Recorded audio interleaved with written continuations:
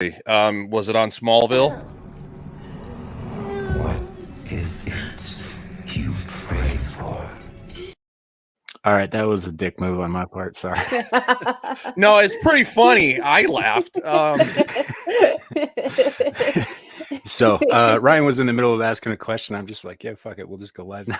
I was just asking if it was featured on Smallville because I was young enough. I got a lot of music off of Smallville. I don't believe that it was. And I watched all of Smallville myself. Yeah, I don't think it was in there either. Yeah, I don't think it was, but it was a very popular song, and it's been doing the rounds again lately. So, Yeah, and for those of you in the chat who are wondering, we're talking about "Enjoy the Silence" by Depeche Mode.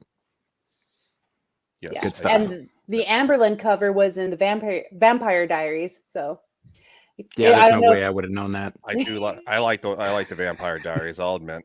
I went down the rabbit hole because it was on the same network as Smallville, and I'll admit too, I even kind of like Riverdale. That's my mom. That's my mom's fault. I went home on vacation a few years ago, and she was I'm watching my favorite show, and I started watching it, and I'm like, this is actually kind of interesting. I'm so gay. Yeah, not literally gay. little bit. So welcome to the show. Welcome to the show, everybody. This is the 29th episode of Abyssal Musings. As y'all can see, Larry is not here tonight. That is because we have very good news, which we'll get to in just a second. But I have with me tonight, filling in, first, Know Me Without You. Hi. Ladies, always first. And Ryan from Legion Games, who you should all be very familiar with. Yeah, I don't know why you keep inviting me back. You got a great radio. You got a great face for radio, buddy. I heard my voice matches it too. Yeah. So regarding the news, Larry's daughter was born early this morning. Healthy baby girl. She's doing great. She's huge. She's a little bit under 10 pounds. Oh wow, she's good looking kid. She's a big girl. She's gonna be a sports star. Yep. Yeah. So tonight we celebrate new life coming into the world, and we celebrate Larry becoming a father for the second time. And that's just awesome.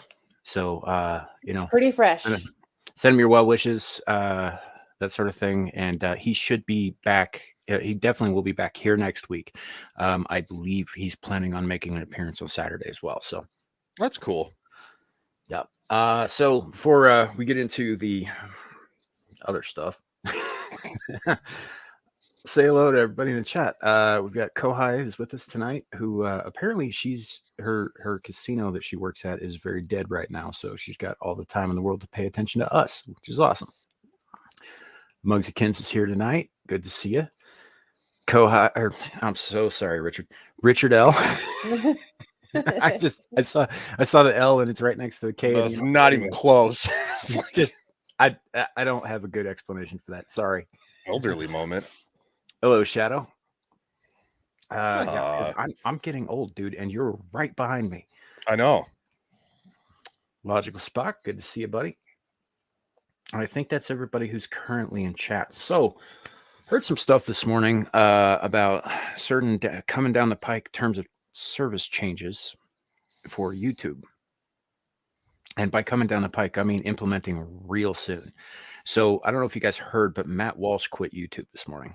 Yeah, they demonetized him because of the hacked nonsense, and I guess he was getting like massively flagged and crap. And it's like, yep. And they took down a number of other Daily Wire videos by other creators, and notably Ben Shapiro, I think, said he had 3 taken down without explanation. Also, Brett Cooper, she had something happen to her. I can't remember what it was. Hey, Beak. Yeah, I haven't heard about that, but I wouldn't be surprised if they were just hitting them across the board. And these are all high profile, like conservative pundits and whatnot. So, they're if they're going after them first, they're definitely trying to send a message. And that message is that soon going forth, if you choose not to indulge in a person's preferred pronouns, they will take you down. Yep. And Beak is right. It was TikTok. Yeah, she was taken off TikTok. I'm surprised she lasted this long, to be honest. But okay, so it wasn't YouTube, but still, lasting that long on TikTok is incredible, to be honest. Yeah. So, and I think that given that this is coming on the heels of some specifically tragic events, but not just that, but because of the shitstorm surrounding a certain media personality and certain endorsement deals, Mm-hmm. that this is a bit of an Eliza Blue scenario. Mhm. Protect This one, person. this one, I would say is worse because Eliza Blue doesn't have any ties to the U.S. government, White House administration, Mm-hmm. and isn't being propped up constantly by those ass bags. And there was a press conference today saying that we stand with said individual, and we vastly are going to continue fighting back against certain forms of hate. And it's like, great. Certain forms, but not all forms. Mhm. You Yeah. know, But they're mostly peaceful protesting anyway. Oh Well, yeah, well, you can they'll be you saying can- that when they set the joint on fire too. yeah, you can go to a public venue and kind of smoke a few people, and nobody bats an eye. But it's all about the hate for the certain group of people. Shadow, yes, we are, and the reason I'm not saying his name is because I don't believe that this person deserves any more of our attention, than he's already gotten. You might have noticed my deliberate use of pronouns there. It's because we are, first of all, small enough to fly under the radar on that for the time being. And secondly, because I don't care if they take this channel down over something like that. I think that free speech is free speech.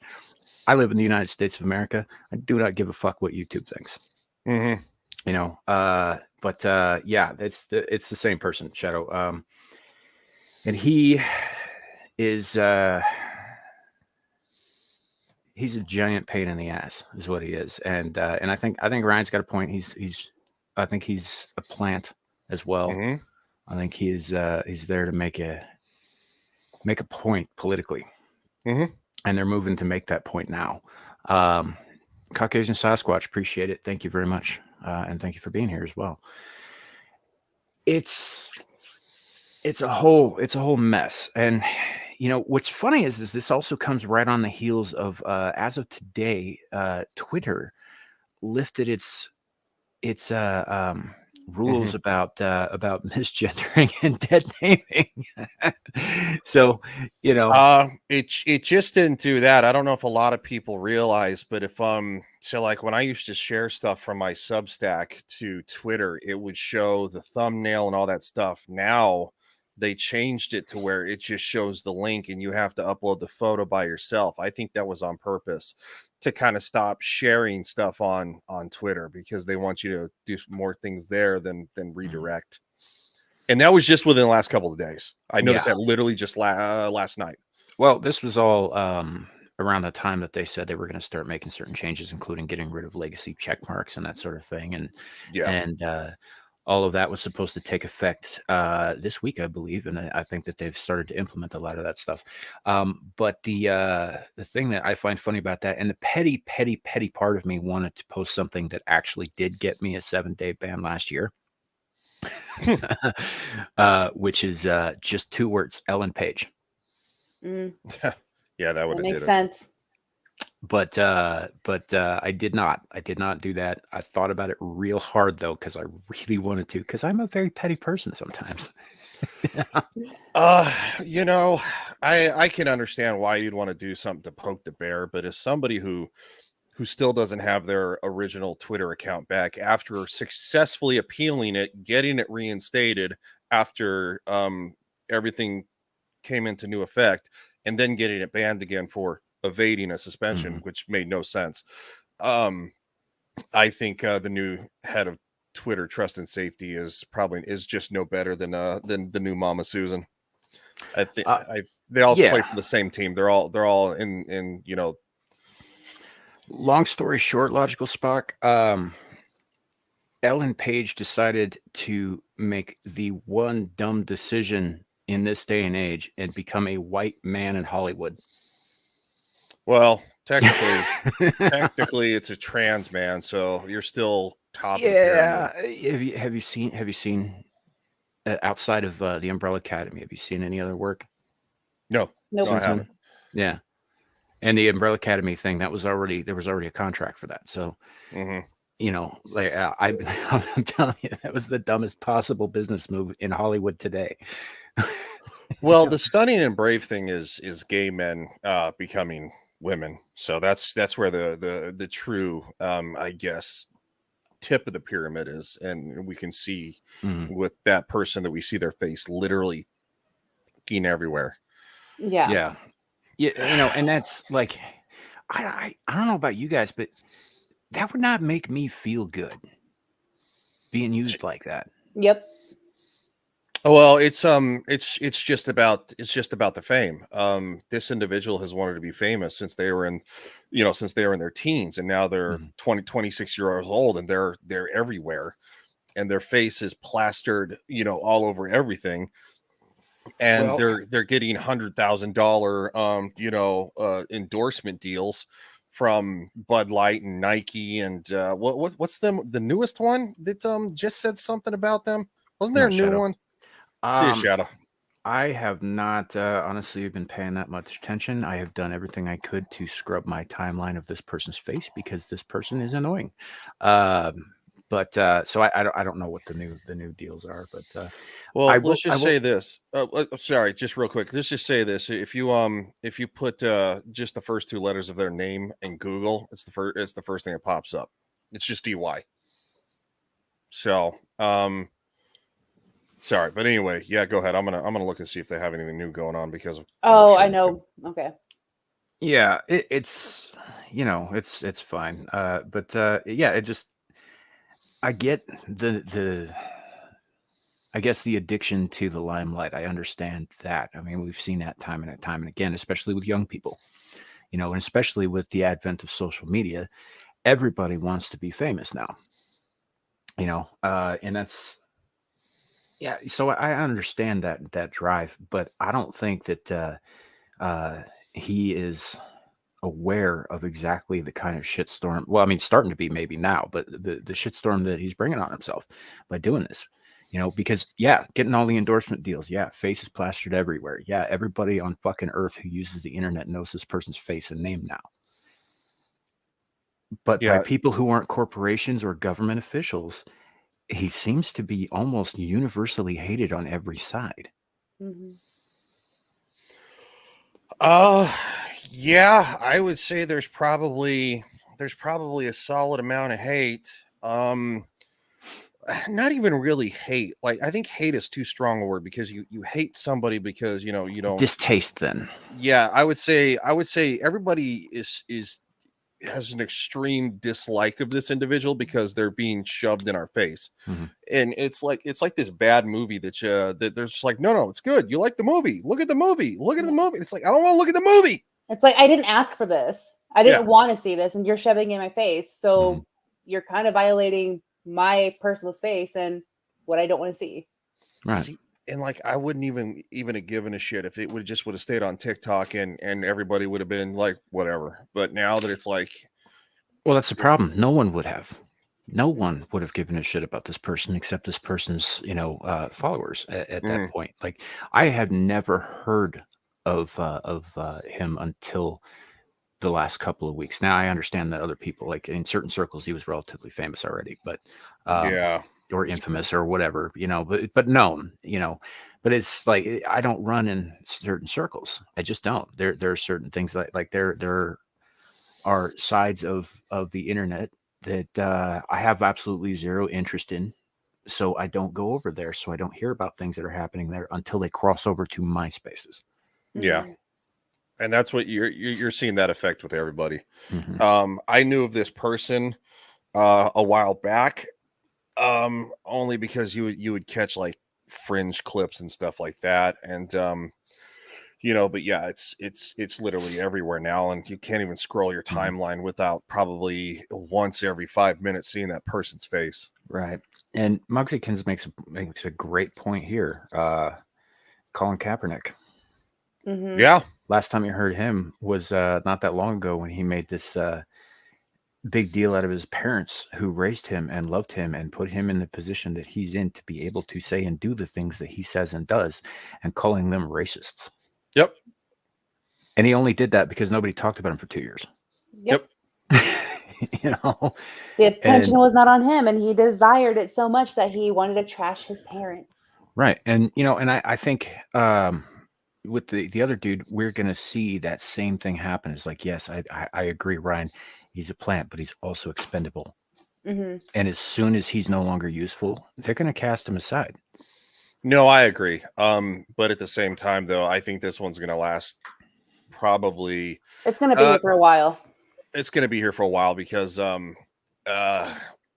you'll get corporations and stuff like that are going to drop them, but you have too many government officials who are pushing this, and it's no different than when good old commie Canada decides to push their garbage, and Canada is literally a lost cause. Yeah. Yep. We got the same type of people running our government right now. They're ideologically based, and they don't actually give a shit about anybody but what they want to push. If I remember correctly, Gavin Newsom was in the same Young World Economic Forum leaders class as Trudeau, like they were the same year, kind of thing. And he is now doing everything he can to set himself up for a presidential campaign run. Yep. So it I don't know. It's so tiring. It's so tiring, to be honest. It is, and so, but my concern isn't so much with the individual who we've been dancing around the name of, and that's mostly just because I don't need the algorithm picking that shit up and like, oh look, they're talking about this person because everybody's talking about this person. Well, I mean we are, but I literally. Oh, I was just gonna say I literally don't even make videos about him because I don't want the grief. Well, it isn't about him specifically. I use him as an example of, and I think that he is probably the driving force behind the TOS changes, or at least the reason that they're not telling us. But this isn't just about him, and it doesn't just affect him. This affects everybody. Yeah, it's and it mostly affects the kids. Sadly. Because how many kids use TikTok and and far more kids use Twitter than they honestly should, especially for the content that gets posted there. But that's just me. Remember when, I hate to say it, remember when the internet was slightly wholesome and it was a little bit harder to access certain things, but it doesn't seem to be the case anymore. Right. Michelle, possibly, I don't know how many people block you on a regular, so it could be anybody if it's a large number of people who do that, but probably, yeah. I don't know if this person's on Twitter. Are they? I don't think so. I don't Yes. think I've ever seen this person. He has not been active lately for good reason. Oh, okay.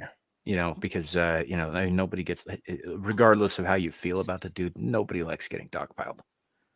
And that is exactly what happened when they pissed off all those Bud Light, customers. All that. It's like you don't know what kind of customer base you're talking about here. Almost everybody who drinks Bud Light, and not everybody, but almost everybody who drinks Bud Light is a very specific kind of white person in this country. They just are. They're rednecks. I ain't nothing wrong with being redneck, but rednecks tend to have certain religious and social beliefs that they adhere to. Just like like take your average Catholic family in Mexico has certain beliefs that they adhere to, and you don't try to change those because they will fucking fight you on it, and that's what we're seeing. And we will fight for it. Yeah, and I just use that as an example. I mean, I know that Mexico is a very, very religious country, and very focused on family, and yeah, you don't fuck with their families, you don't fuck with their religion, and you don't tell them what they can and cannot do or say. Yeah. Also, don't try to gender neutral their freaking language either.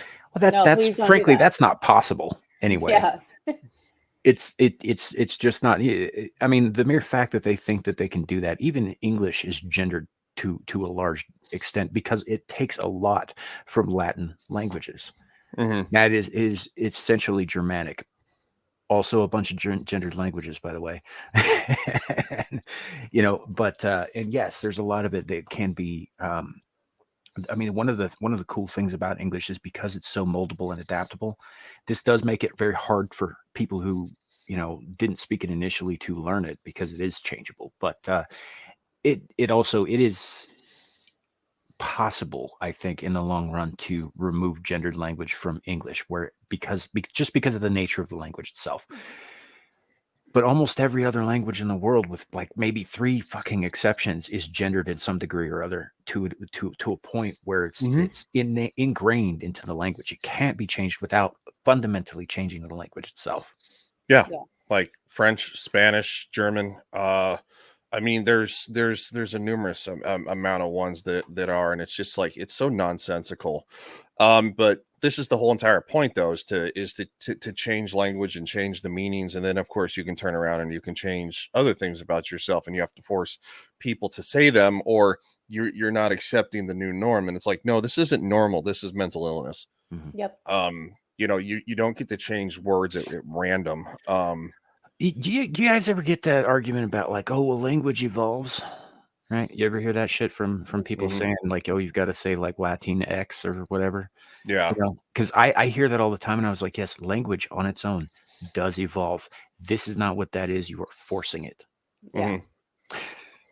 They're usually retards on Twitter who think they're making a good point, and then that, like, when you're like, okay, no, dude, and it's just like they're like, oh, you really got me on that one, and it's like, dude, you make no sense. You talk in circles, and then you ask the same questions, you make the same statements, and it doesn't make sense. Like you're a revolving door of stupidity. It's like, Mhm. and it literally is because they're so captured, they're so basically part of the cult that they can't think for themselves. And it's like, well, this is what I was told, this is what I'm going to believe until I'm told something new. Yeah. Mhm. And then people like that usually like to hear the sound of their own voice because they think they're so intellectual. They Mm-hmm. want to prove to everyone that they're smart when they're not. They're making No. they're making themselves a bigger fool. Yeah. Absolutely. It was like the guy that was going after Mags or whatever last night Oh, about yeah, that the idiot. whole feminism thing, and he thought he had me over a barrel because he's like, well, don't you think that women should have the same rights and blah blah blah, and it's like, okay, and he kept circling back to, well, do you not agree that women should have credit cards? And I was like, Yeah, I the saw that one. That was the dumbest thing. I like, what? That's not a right for anyone. Yeah. I'm like, first off, in the majority of marriages, it's the women that make all the financial purchases for the family, groceries, clothes. A lot of them pay the bills, and usually it's the husband's job. And it's like so they have their own financial stability. And just kept talking in circles, and then all of a sudden they're like, you thought, and then of course it transitioned. I was like, okay, because he didn't think that women had rights. I was like, all right, well, I guess women should have to sign up for the draft. And you're like, you didn't get me. I don't think anybody should sign up for the draft. And I was like, okay, so Okay. that's not realistic. I said, so that's a moot point. What you're saying is you want equal rights, so women should have to sign up for the draft too. And he's like, nah, we already discussed this. And I'm like, jackass. I'm like, then call your your senator and tell him that you don't think there should be a draft and see how that goes. Yeah.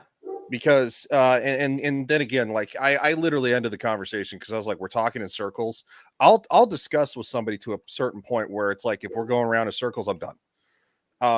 Because I've had conversations with people where you can actually come to a decent agreement. And one of them was recently on gun control with somebody like, hey, look, it's an overly emotional topic, and due to recent things, I got kids in school, and I'm just, there's got to be a better way to do things. And I'm like, yeah, I definitely think there's a better way to do things. And I think school resource officers are a big one. And we came to a decent understanding, but there are people that just want to, Right. so. Yeah. I don't know. The whole thing's stupid. Everything's stupid, and I hate everything. Yeah, it's all stupid. It really is. And I think social media has melted some people's brains. They think they're smarter than they are, because they feel like the little people in the box tell them that they're smart because they have the right ideas and the right beliefs. Right. Mhm. No, Nomi, did you happen to follow any of that thread with Mags last night? Yes, I did. Yeah. That's why I was agreeing with all of you. It's like, this guy does not know how to fight for himself. And whenever you prove to him that you gave him like a logical explanation, he's like, no, like, well, he defends himself with another stupidity, like another stupid thing. That's because he was using buzzwords. He was Mhm. using buzzwords that he didn't fully understand. I don't know if you noticed this bit, but I certainly did. Because of some of the people I associate with, Amira, for example, tends to attract some kinds of guys from the manosphere. And she's friends with a handful of them. And so I'm familiar with a lot of their rhetoric, as well as, I mean, half the women I know in real life are hardcore feminists. So I'm familiar with theirs as well. And if you listen to enough of either one of them, they start to sound the same as the other side. Mhm. But they use certain terms, right? So he kept saying, oh shit, what was it? It was I think it was low value. Yeah. And hold on a second, I gotta look this up because I don't recall off the top of my head, but I will find it. While you're finding that, Samuel, people who, what you just said, like, it's sounding repetitive, all they are is just parrots. And one Mhm. parrot is just smarter than the other, that they can just change a word because it sounds more intellectual. Right. So yeah, and it was low. He was using the terms "pick me" and "low value" to describe the same kind of woman. Mhm. Yeah. When And those two terms are contradictory. yes. I don't buy into either of them anyway. I think that it's rhetoric from some very venomous people. But if you're gonna say a thing, you should probably know what that thing means, I think. Well, yeah, Yeah. and like women in our sphere all the time get labeled as a pick me, because it's like, well, you're just agreeing with these men, these misogynists, so to speak, ideals, because you just want to get picked and get married. And it's like, no, probably because they are raised in a fucking decent household.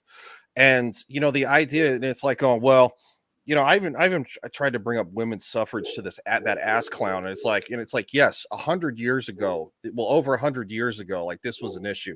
This isn't a big issue anymore, dude. Like, we've come a long way. And but it kept coming back to the same argument. Don't you think women should have credit cards? He repeated that 4 times to me, and I'm just like, I can't have this conversation anymore, dude. Oh, and it was from multiple accounts too. He had 2 separate accounts that he was answering me from. Well, one of And them was very new, I know. yeah, and that's why I was like, I'm out. You're responding with 2 accounts to try to make yourself seem like you're winning. That's just narcissism, and it's, quite frankly, makes you a loser. Yeah. It does. And it seemed to me, because I kept seeing things that he was saying that sounded verbatim, like very specific creators and personalities that I have heard. Mhm. And I'm just like, so what you're doing is you're patchworking and parroting. Mhm. You're picking things that sound good and you're slapping them together, even if they don't make any sense, like the pick me and low value thing. For those of you who don't know, low value refers to, from the manosphere side, a woman that is quote unquote ran through, Mhm. which means that she is cheapened herself. In fact, there is another term that they like to use a lot, which is no hymen, no diamond. Now, I think that these guys are a bunch of assholes who hate women, frankly. But I also think that feminists are a bunch of assholes who hate men. You know, Yeah. it's the same shit from the other side. It- And pick me is the term that feminists use Mhm. to describe women who don't fall into what they think a woman should be. It's the same shit. Mhm. Yeah, and it's usually fourth wave feminists who hate women who want a family and children and Mhm. want a solid loving relationship and don't necessarily need to have to be that strong mom, no need no man. It's like, okay, look, you can be a strong woman and still be very family oriented, because that's what a strong woman is a mother. I June think Kluber probably, is a goddamn warrior. yeah, it's like, so I don't it, but it's always these fat nasty weirdos that are screaming at people, and it's like, you're just angry because you hate yourself. Mhm. You're like, Yeah. you're so miserable that you want to drag, it's crabs in a bucket, misery loves company. And it's just like, if you took 5 months and tried to work on yourself, maybe have a little more confidence, have a little goal, some other ideological goals in life that might better your life, go to the gym, stop eating fucking McDonald's for 5 times a day, you might actually feel better about yourself. Well, it's Yeah. not. I mean, you will find guys who physically take care of themselves very well who have these same kind of views. No, true, very true. Oh, You yeah. know, it's an insidious idea, and to a degree, like with MGTOW, for example, I get some of the points that they're making. I do, as a man, as a human being, I understand some of that shit. What I can't get down with is the venom, Yeah, because I have daughters. yeah, and I understand a lot of their points. And I think dating has become very shallow in a lot of ways, but it doesn't mean that everybody out there is there to knife you in the back. And if you go with that approach, you're never going to find somebody of quality. I would rather wait until I'm 50 years old to marry the first person that I actually truly love, instead of wasting it one or two marriages on somebody who is not of the same value system that I am. See, I can get behind that, man. I don't have an issue with that. What I got an issue with are these guys who've had one bad breakup in their 20s and they spend the next 30 years being Oh bitter yeah, about it, right? yeah, And then and judging everybody else and saying, "Oh, hey, you're not doing it wrong because you're not my ideal of woman." I was just like, I don't know, maybe stop being a dick.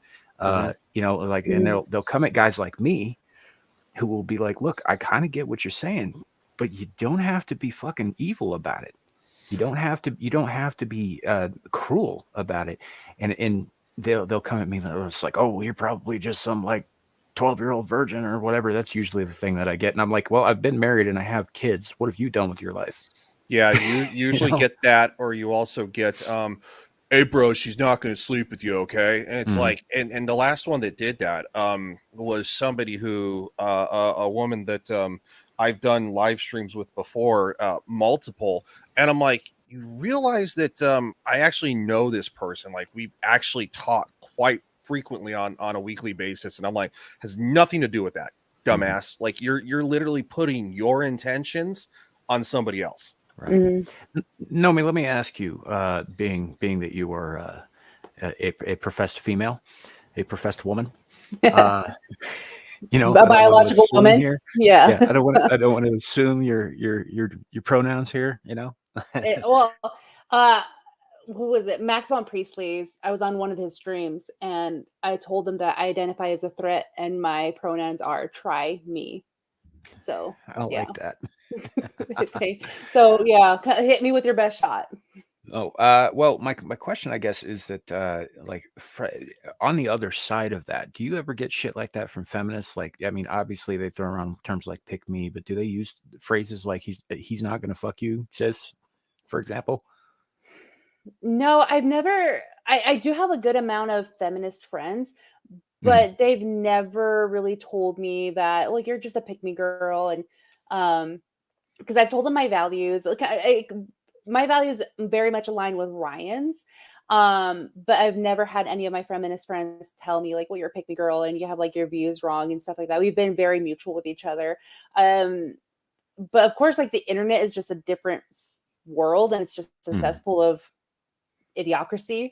Um, I've never really like shown out, but like broadcasted my values on Twitter or any other social media platform, because I just don't want to get in those conversations because I already know who I am. I don't want to hear some negative land whale with blue hair to tell me that, oh, you're just a pick me girl. Right. And you're only just doing it because you want the man. It's like, well, duh. Like, I would love to have the man. And if he's the main breadwinner, I have no problem with that. Now, I can contribute to the family as well. I'm not going to be a dead weight to the family. But what I mean by contribute is like, I was raised very Mexican. My grandmother and my mom showed me values of like how to make food. Like, I make amazing meals, learning from everything from my grandmother. Upkeep the house, cleaning and making sure the kids are good. I have tons of little cousins that I babysat the whole time. So it's just making sure that no one's going to get in trouble, that they were being respectful towards others. And it's just these feminists who are on the internet have daddy issues or just never had a good role model in their lives to have a man to be presented to them. Yeah, often that's what it is. It's either daddy issues or they had a first love that went horribly wrong, or that sort of thing. And I don't mean like passed away. I mean like broke their heart or something like that. Yeah, and don't get me wrong. Like I've definitely had a heartbreak before. It sucks, and one I'm still kind of like getting over with. But like I've recovered, and I know like that's not the end of it. Just because like one relationship ended doesn't mean like all the other guys are going to be jerks and like assholes like him. Even Sure, before and him, even before him, I've had a heartbreak, and it took a while to get over it. But I never lashed out on all the guys like it's your fault and everything. I've actually during college, I was exposed to really good men who set good examples. That like, yeah, you know what? I do love this guy because he. One, I had a really bad rollover accident and I survived. And this one guy friend of mine stepped up to the plate to make sure like I got my medications. He hauled me around in my wheelchair. He made sure I got into my hotel safe, and he took care of me. And that was a good example of like a man, because that's how he was raised. So sure, and yeah, that's awesome. And that's the same thing I'm telling these guys on the other side. Is like, look, just because you had one bitter, horrible experience with one person, it doesn't mean that everybody else who shares sex organs with that person is responsible for that person's behavior. exactly. It doesn't mean Don't that you let should that be. out of the guy. Yeah, it doesn't mean you should blame every single other person that you encounter who shares the sex with that person, that they are in any way responsible for that, because they're not. I mean, I've mentioned before, I'm divorced, right? And yeah, I was bitter about that, but I did not direct my bitterness at all women. Mm-hmm. I directed it at my failed marriage, both my part in it and hers. Yeah. And yeah, if I'm being honest, like I stated earlier, I'm a very petty person when it comes down to it. In some cases, I absolutely blame a lot of shit on that woman, but I don't blame it on the other women that I encountered and on the other women in the world, because they didn't do it. Yeah, exactly. They didn't do it. Yeah. I mean, oh, sorry. No, go ahead. No, what I was going to say is like there was a really good guy friend who helped me out when I was living in Colorado, making sure like my transition moving back home was taken care of. He had a really bad breakup, and yeah, the girl attacked him and everything and just like accused him of all this stuff, and like he was heartbroken. And I was grateful for the way like he was helping me, making sure like I was taken care of. And at the end, he's like, "You're different than my ex because you are actually telling me thank you, that you value me, and you appreciate everything that I'm doing versus what I've done for her. It was all negative stuff." I'm like, like it wasn't you that broke my heart the first time, and I'm not her that broke your heart. So people just don't understand the difference between Well, it comes down I to didn't do personal it. responsibility. Yeah. It comes down to personal responsibility and accountability. Nobody wants to be responsible for any decisions that they made that may have led to bad things, including picking the wrong person. Yeah. In every relationship that fails, there is a percentage of blame for everybody. And I hate to say this, it's just the way it is. Like my last relationship, we've been what did we break up? Anyway, it was like a year and a half ago. And we were together for almost a year and stuff like that. And one thing is that she was getting out of a really bad marriage, and quite frankly, that was a big bog on the situation. And ultimately we didn't end up working out because she was still carrying a lot of that baggage around. And I was angry for a long time because shortly after we broke up, about 3 months, she started dating somebody else, and then about a month back in December, they got married. And I was like, I was angry at her for a long time. I wasn't angry when she got married, but I was angry after the fact when she started dating somebody so soon.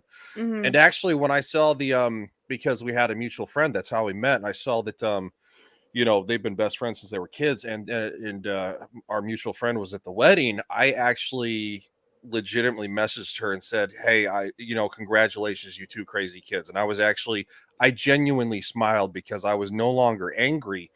And it took a long time because she didn't want to talk to me afterwards, and it took her probably a good 8 months before she actually apologized and said, "Look, it not all of it was you. We were not good together because of the situation we were in." And I said, "Yeah, I kind of regret it because we had decided to be friends first, and till she was over her crap, because we liked each other. But the thing is that we didn't do that." And I even was mad at myself because I kept telling myself, "Don't do it, don't do it, don't do it," and I did it. And it was my decision to accept the relationship and let it go forward. And the same thing with her. We were both to blame. And so yeah, it's just like you got to accept your part. If you can't accept responsibility, you have nothing. Yeah. Well, and I think as far as like choosing to be friends first goes, I think in the majority of cases that's actually the way to go. You should be friends with your significant other, because if you can't have a conversation with them, what the fuck are you going to do with all that time? Yeah. Yeah. You know? Yeah. And then, It- like, word advice too. If you have like nothing wrong with you being married, getting divorced, and having kids with it, Mhm. but don't, if you're wanting to go into another relationship, don't make that your sort, like your number one mainstay in that relationship. Don't bring it into your new one, because in the area that I live, it is a cesspool of that. But it's always baby mama drama, baby daddy drama, and they're always bickering, arguing. It's always about the kids versus focusing on that individual, like that you're dating. yep, that Um, was kind of the problem. oh, okay. So yeah, just understand each other, and I understand like kids are important because you're kids and they're part of your life. Yeah. But if it's going to be a constant bickering thing about baby daddy or baby mama, something has to make do. Yeah. Yeah. Don't if they have drama with their ex that's on a continual basis, I would recommend you just don't, because there's a lot of unresolved issues there. And quite frankly, if you get in the middle of it, you're just gonna become the bad guy. And Yep. sometimes it's coming from both directions. He hates you or she hates you, and then he or she hates you on this side. And it's just like, okay, well now everybody hates me. It's like, Well, that's as far as the communication goes, and the getting a little bit back to the friends first thing. My ex-wife and I were not friends. We never were. Our Mhm. relationship was initially, and what we built everything on was entirely physical. I mean, yeah, we had some things in common and all that stuff. She's not a stupid woman. She's actually very, very smart. She comes from a family of very, very smart people, which is good because it means my kids are smart. But you're like, because I'm dumb we as rocks. no, well, I'm not, but as I think you know, No, I know. I joke around because I call myself a high functioning retard. So yes, but in terms of like the our backgrounds, like there's a lot of stuff there to make for very very successful children and later adults and that sort of thing, which is good. But that wasn't what we based our relationship on. When we initially got together, we started dating. It was entirely physical, and that is no way to start a relationship, because later on down the line, when you start getting busy with real life and you have to start putting the physical stuff a little bit to the back, I mean, obviously you should keep that up. What did Chris Rock say? The key to a healthy marriage: don't stop fucking. He's not wrong about that. You got to make time for it, but it cannot be the only thing that you have a basis for the relationship on, because sooner or later you're going to come to a point where you realize you don't really even know each other, let alone have anything in common. well, I think it also speaks to the truth too. Look, and I'll say this. I mean, old people they hump like rabbits sometimes, but Mhm. also at the same Oh time, yeah, syphilis just look. rates in old folks' homes is Yeah, stupid high. yeah, it's because they're all humping each other. I think part of the problem is though is that what are you going to do when you're in your 80s together and it's like it's just you two, nobody's in an old folks home, and you guys you guys are you hurt too much, and it's just like I don't want to have sex. It's just like you have to have stuff to talk about. So you have to be able to I connect would on a wager more if you made emotional it that level. far though, Ryan, you probably do have stuff to talk about. Oh yeah, absolutely. But Yeah. it's just like it's kind of that stereotypical thing. You see you see couples like in sitcoms and all sorts of movies and crap thinking about themselves sitting on the porch when they're in their 70s, like you ruined the best years of my life. I fucking hate you. And it's just like so. I mean, I know it's kind of like a comedy trope, but I have a feeling that there are plenty of relationships that are kind of like that. They stayed Oh, together even though I, they probably shouldn't have. I know for a fact that there are my in-laws shouldn't. Yeah, I mean, like they're only staying around to see which one of them dies first. You know, they despise each other. It's not funny, but it is. You know, and their dislike of each other has made all of their children, including my ex-wife, go through a lot of hell that wasn't necessary. Mm-hmm. You know, Yeah. because they also were not that careful about the spillover onto the kids. You know, about how much of that vitriol got shunted onto the children. I mean, I don't want to go into specifics here because it's really not my place to talk about some of the stuff, but it's not healthy. It ain't right. And yes, I'm not a big proponent of divorce, but I think in some cases, I mean, if murder's the other option, then maybe divorce. You know, Hopefully Because that's murder not is the legal. yeah. Only if you get caught, I guess. I don't Oh know. my gosh, stop. Says the police officer. Yeah, I know, right? Yeah. former. That's why I was watching too many Netflix investigation shows. Yeah. Is that where you got your criminal justice knowledge from? No, I actually got it from doing the job, but I'm fascinated with those shows because people are fucking weirdos. Yeah. And Speaking I of, just oh sorry, I was just gonna say this too, and I love it when they like show a picture of like this person. They're like, we had no idea he was a serial killer, and you look at him, and they're just like, you didn't know that fucker All was a bright serial eye killer. and I know. big eyes They and everything, and like just have never like those smiles. those like dead eyes, and they're just like they're so like what was that line from Texas Chainsaw Massacre? Is like, oh my, such a sweet boy. Mm-hmm. Yeah. You know, and that's usually the case. They're just like, gosh, he never gave us any indication. He was just such a nice fella, always kept to himself. But we noticed there was some weird smells coming out of his apartment. I don't know what was going on with that. Oh my Holy gosh. shit. What you doing, buddy? Congratulations. Yeah, congratulations, you crazy fucker. Why are you here? Happy What do you Father's mean why Day. I'm here? Dude, I've been here since half an hour before the show started. I've been watching you all along. No the fuck you haven't. There's no way. You How know, I come you can didn't see say the anything in the back, private right? chat? Yes.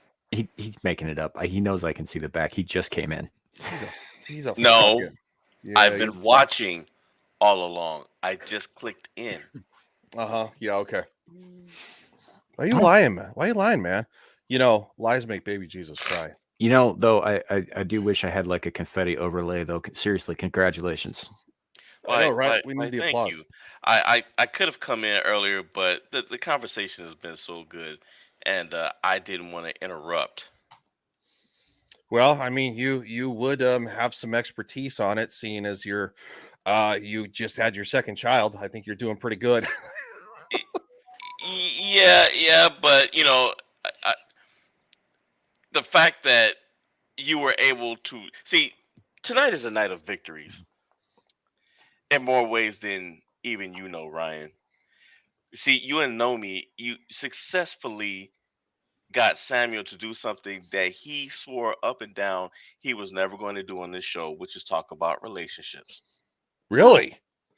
You know, I think I did say something to that effect at one point. I kind of forgot about that. Exactly. Oops. Like I said. tonight is a night of victories of sorts. It's not that I have never talked about relationships. I just generally don't do it on this channel. Here comes the backtracking. No. If you go back, you watch some shit on Amir's channel, it's come up. The backpedaling is hard. But it's with all the shit that Max was dealing last night with that fucking idiot. It's been on the mind.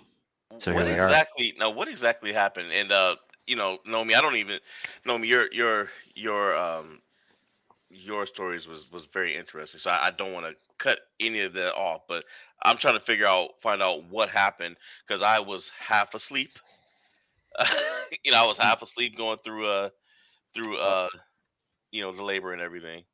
He was basically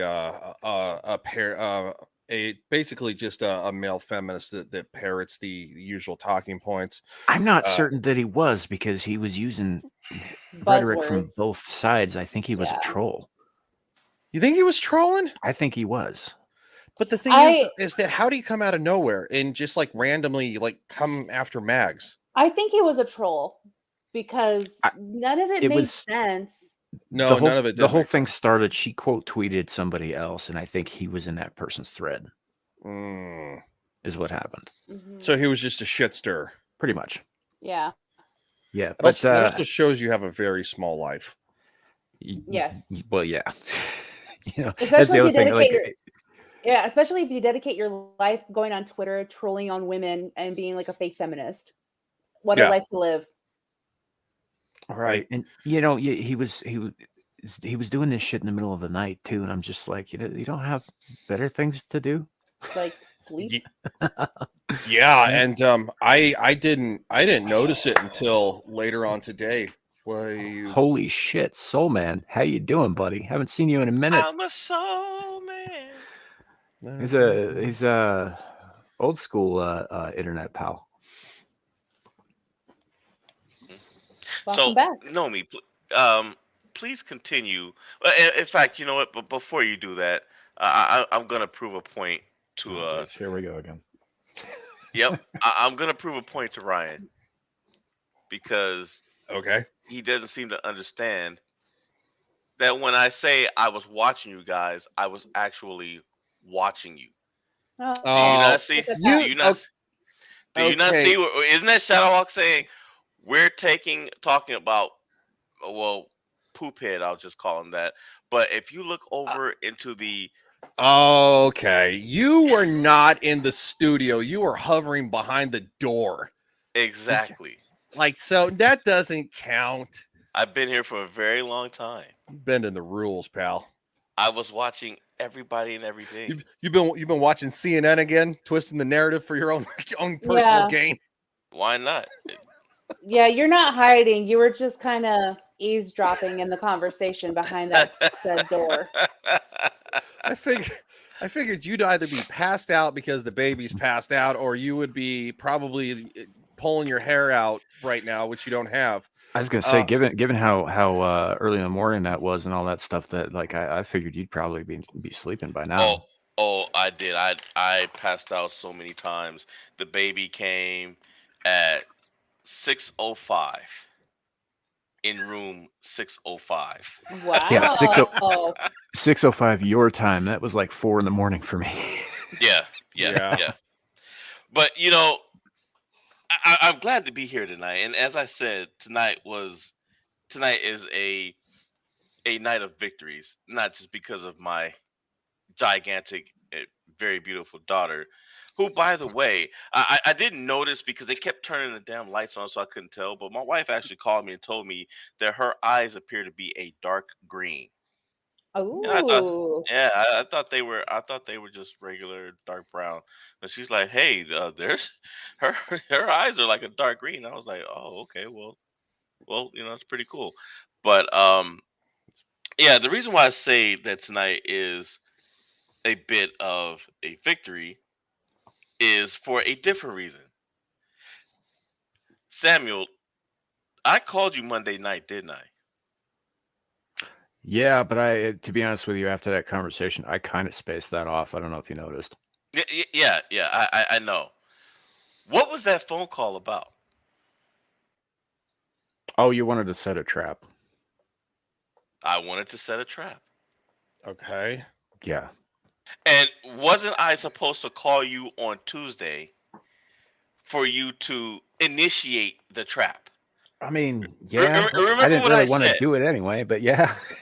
I'm saying, but Why do I feel you like remember? should slowly back away from the computer? No, you're fine. Uh-huh. But you remember that I was supposed to call you. We both know that you didn't want to do it, and we know why. But if you notice, What are you doing? I didn't call you. I didn't call you. You But noticed that, did right? call Yeah, him. because then I went to bed. Because I was waiting for the No, call, no. so then I went to I bed. was supposed to call him Tuesday, Nomi. I didn't do that. I didn't say anything at all. There's a reason Okay. for that. You see, You were having a baby. days ago, when I was minding my own business, let me go all the way back. Nomi, this boy. happened before I met you. So there's a certain individual who normally watches our show, who made it his business to go into our chat and put the word first on it. And he Yep. repeatedly did that until the point that I went to Samuel and said, you know what? I'm going to mess with this guy.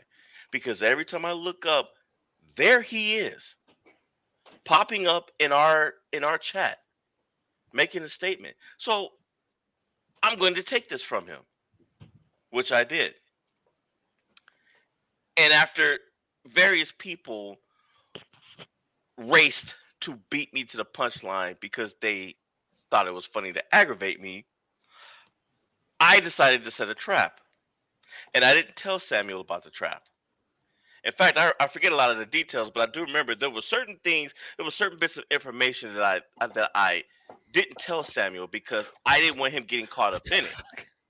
So what I did was, I don't know, I man. hold on, Kohai says, I feel like I've aged 10 years just listening to this story. Yeah. because Kohai was one of the targets. Kohai walked into it. Kohai and a certain other individual, a young kid with feathers that likes to fly around and do that. He's not even For here. the whole birthday. Ryan, just pay attention.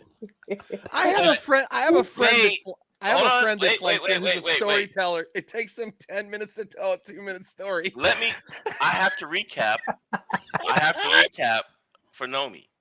I'm almost done, Nomi. In fact, Okay. I would have been done if Ryan would stop cutting me off. I'd already been done.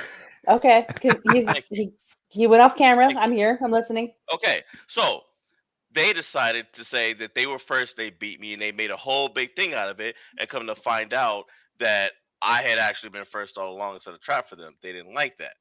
Mm-hmm. So fast forward, I knew that even though I had to go to the hospital and my wife had to get induced and everything, I knew that somebody was going to take that time to pick with me. But as much as I wanted to get Richard L., Samuel made me promise not to. He didn't want me to pull Richard L. back into anything. So I gave him my word. So then I thought about it. Who could I set this trap for? Well, a few days ago, maybe about a week and a half ago, a message was sent to me over Twitter with a screenshot of someone who's in this chat right now who, quote, said they were first on another show and then told me to, quote, suck it. So, Oh, I know where this is going. You said you were almost done. this trap was for them. However, since this person is not always on time, yes, you logical Spock, Yeah, I know. since Spock isn't always on time, I knew that chances are it wasn't going to be him, but somebody was going to run their mouth. So I'm looking at this as a boxing ring. If you go all the way back to the start of the channel, at the start of tonight's show, before it even started, there was a conversation that started. And Was it this one 20 minutes ago?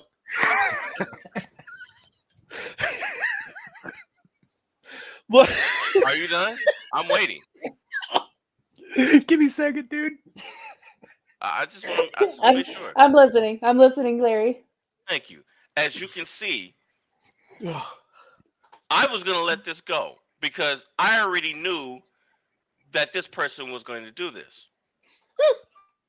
Now, that doesn't mean that I'm letting said person off the hook.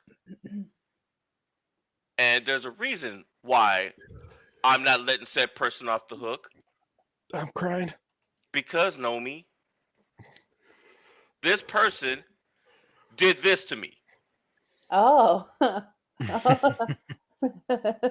although Wow, that looks a little brutal. Yeah. So although she did this, That was Shadow, I think. Ugh. it doesn't matter. In fact, now you know what? My apologies, Kohai. Samuel, you shouldn't have told me that. He told you that. You shouldn't have reminded me. You should not have reminded me of that. Oh, jeez. All right. But anyway, I think going back to this, I decided we're going. what was best. We went so far forward. We're going back again. We're losing viewers, dude. All right. To make a long story short, I want you to look right here. You see this? Nope. Like I said, I'm going back to the boxing ring. Richard L. Okay, I may not be first, but at least I'm here before Lawrence. Now, see, I promised to leave him alone. But like any sucker that jumps on an apron and gets knocked out, he put himself on the apron and made himself again a part of the game. The beauty of this is if you look below, not only did he make himself look stupid by what he said and walked into my trap, along with Kohai, but Muggsy had to remind him that I wasn't even going to be here tonight. So she made him look stupid without me having to do anything. Well, look at that. You proved them wrong. Say anything. Yeah. Thank you. So how about that Netflix show, Cleopatra? Right. Hey, so You're being sued. Muggsy, if you're still here, I'm so sorry.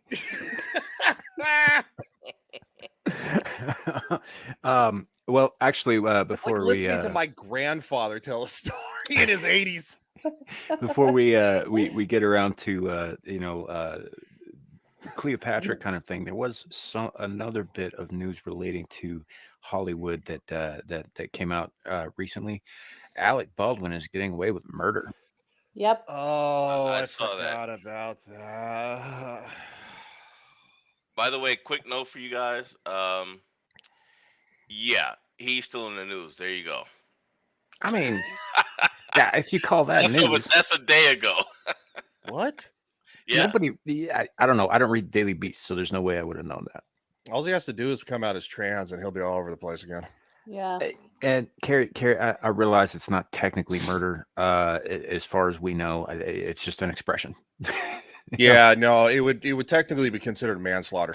Given what we know about it yet, it's I would hazard that we don't actually know everything about the thing, and I don't think we're going to. No, of course not, because Hollywood's involved.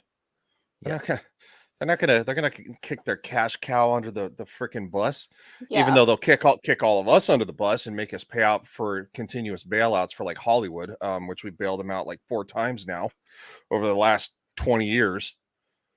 Maybe it's 30. Anyway, sorry. No, I think they're hanging the whole thing on the armor, and there was one other person, and I forget who that was, but the armor wasn't the showrunner too. It was somebody. Well, it was a movie set, but yeah. I think it was maybe an armor and one of the producers, maybe one of the associate producers. Yeah, I think it was like an associate producer who's supposed to check after the armor, but well, yeah, I don't know if y'all followed a lot of the shitstorm that came out. There were a number of people who came out and were that stated repeatedly, people who have been in this business as long as Alec Baldwin has, who have handled weapons on set as long as he has, who have been like, look, these are the rules. It's like, yes, the armorer should have checked. Yes, this guy should have checked, but that's also on Baldwin because you always check a weapon that you are handed. Period. It's in the fucking rules.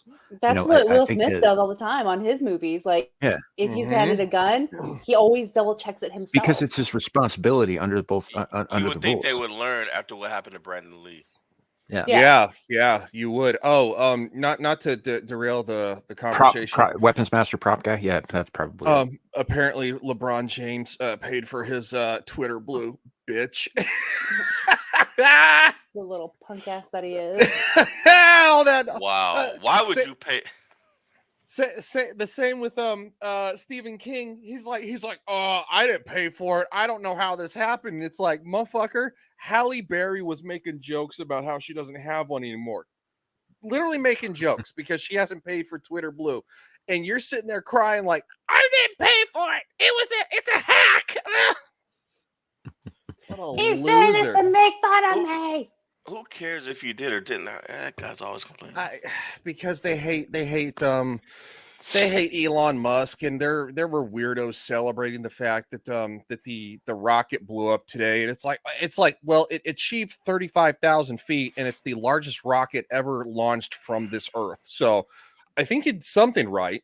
And out of all the engines on the bottom of that damn thing, which looked to be about 20, only about 4 of them failed, and that's probably why it blew up, because there was a backup in the system, and the rocket fuel ignited. Yeah. So Carrie, that's maybe that's the case. I don't know for a fact that it isn't, but I do know that there are a lot of people who are saying that wasn't the case. That every single person who handles that weapon needs to be checking to make sure that the barrel's clear and it's not loaded. That is what I understand from Mhm. many Hollywood sets. That's how it's supposed to be. You're supposed John to also, Schneider put out a really good video about it. Yep. And how long has John Snyder been fucking acting? And around firearms on set, he was one of the original Dukes of Hazzard, for Christ's sake. Yeah. Like, and I mean, for Christ's sakes, he was in Smallville. So it's the growing up of Superman. How many times do you think there was a firearm on that set to simulate? Because it's Superman. He's supposed to catch bullets. Yeah. And he put out a pretty good statement. And then Adam Baldwin, who is, I believe, a cousin of the Baldwin brothers, not actually like one of the brothers. Super And based. by the way, probably the best actor of all the Baldwins. I would Yeah. fucking 100% agree. Certainly the most approachable and the least insane. And he came out awesome. immediately on a podcast. God, I forget. I wish I could tell you which podcast this was. I know I listened to it when it happened, but he came out immediately within, I think, a couple of weeks after that little diatribe that Alec did, where he was just like, "Well, it's really not my fault because of all these other things, even though I had the gun in my hand." Mhm. And he came out and he's like, "Yeah, he's full of shit. Mhm. Everything he just said was a lie, and he knows better. He's been around long enough to know better."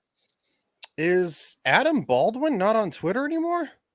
I don't think he was ever that If he's active on smart, it to he's begin not. with. No, he was on Twitter. Yeah, he was on Twitter. It says this account doesn't exist. I don't know. He might have been. I followed him. Dude was super based. Oh yeah. And Also, a very entertaining performer. I actually like him in almost everything he's in. Yeah, he's been in a shitload of military and like law enforcement style movies. So like he's around fucking guns on set all the time. And no, you can't always use like the little prop guns that just go. Pff. Dude was in Predator 2. Yeah. Some of the guns they had in there were crazy. Yeah. Like you can't simulate that crap without fucking getting it from the military. Yep. Yeah. I followed him. I don't see him on here anymore. Yeah. Carrie, we covered that. He's Adam is not one of the brothers. I think he is a cousin. I don't even think he's like a first cousin. I think he's like a second cousin. He just happens to share the name. Yeah, explains why he's not a douchebag. Yeah, but he came out and explained exactly how Alec is a douchebag in this instance, and how he does know better. How everything that he just said is spin. Which of course it was, because like why would you come out on the internet and cop the shooting somebody in the face? I'm sorry.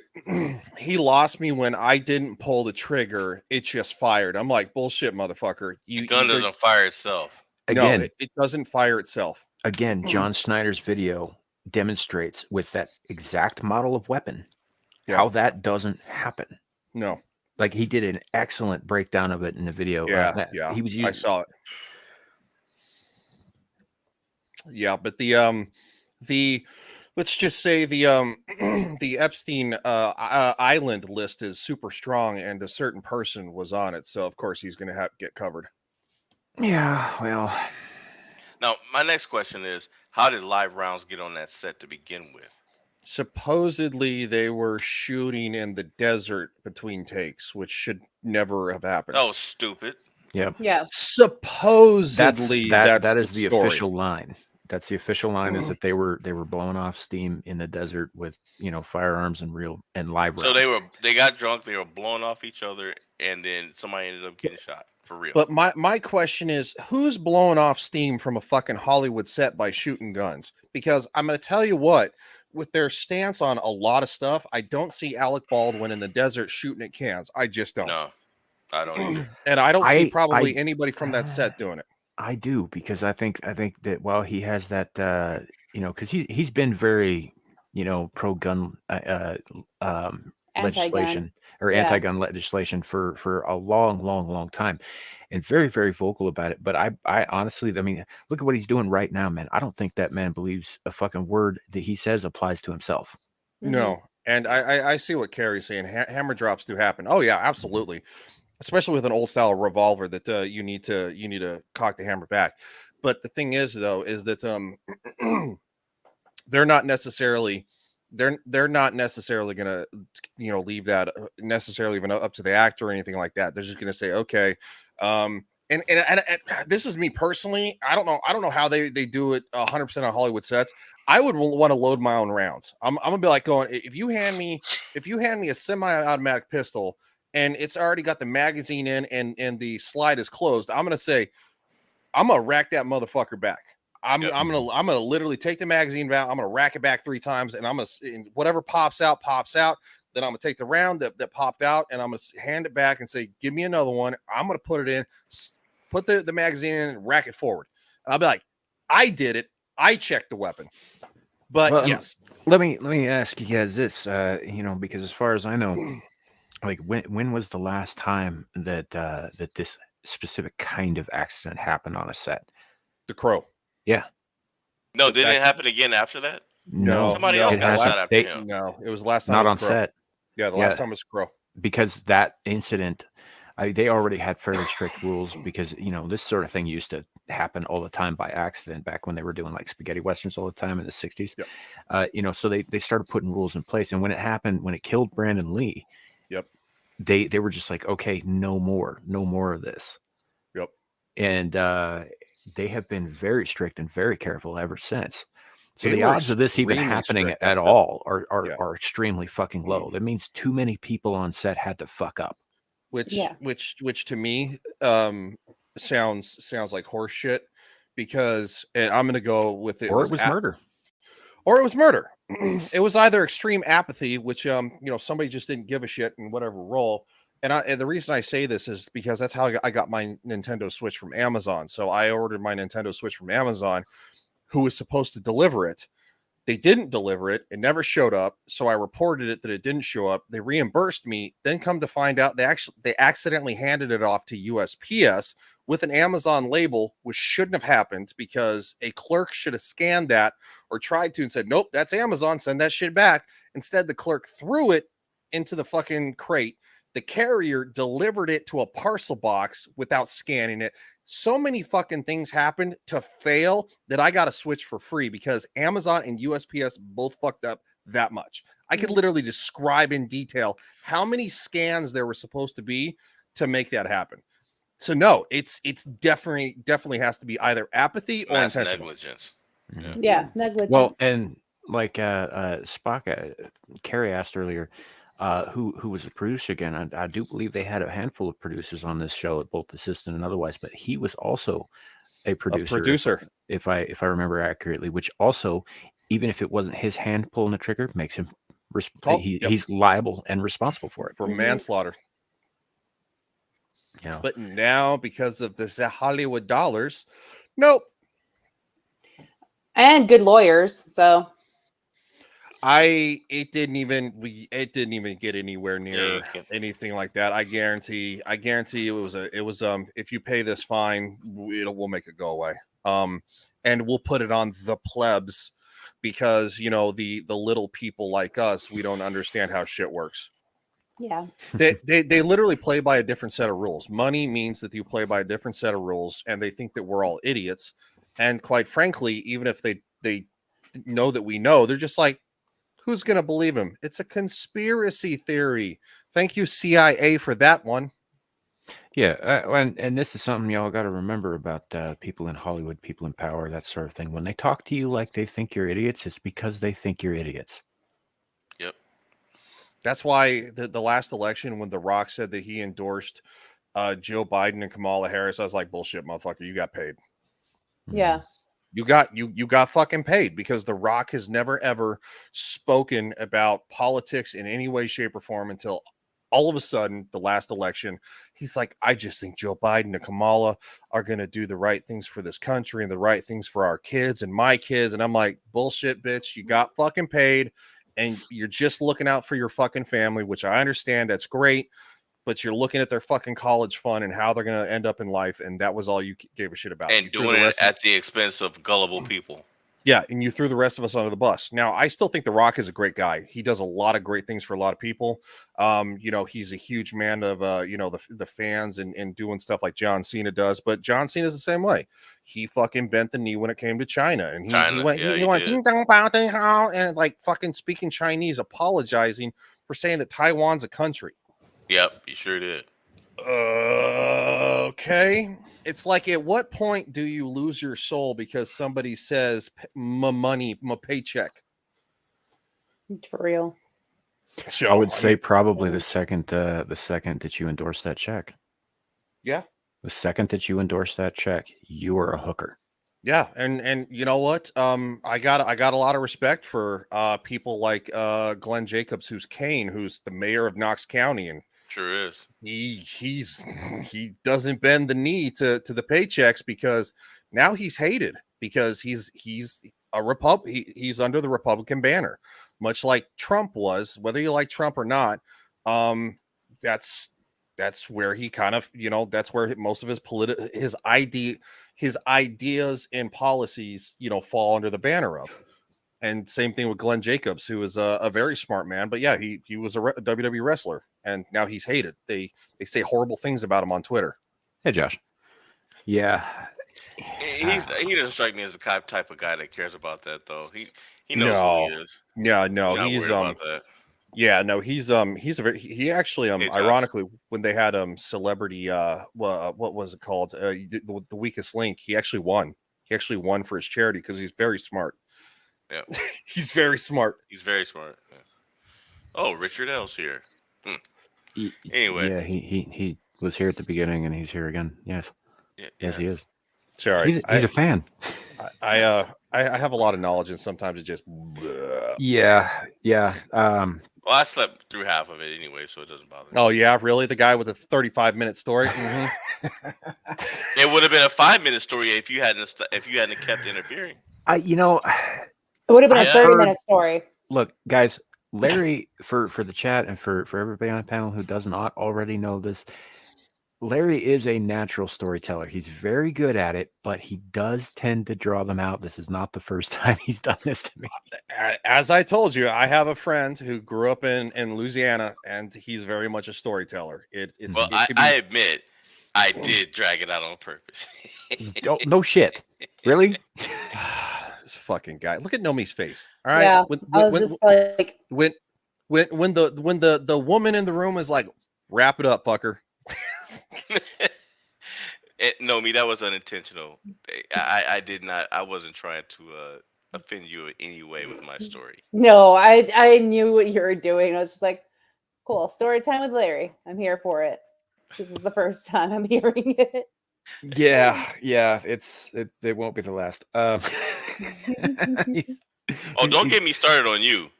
Do not get me started on you. Excuse me a second. I gotta choke for a second. Yeah.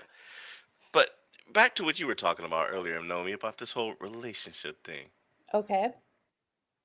So my question to you, your friend that helped you, not once did you ever think that he was interested in you? If you guys remember correctly of the story that I shared, he's the nerdy friend.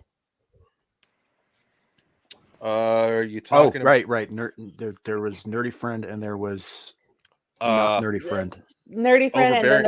and the cock blocking friend. yeah, Yes. yeah, Yeah, overbearing. Oh friend, yeah. Okay. Yeah, but yeah, nerdy friend was the one who helped me out. That's cool.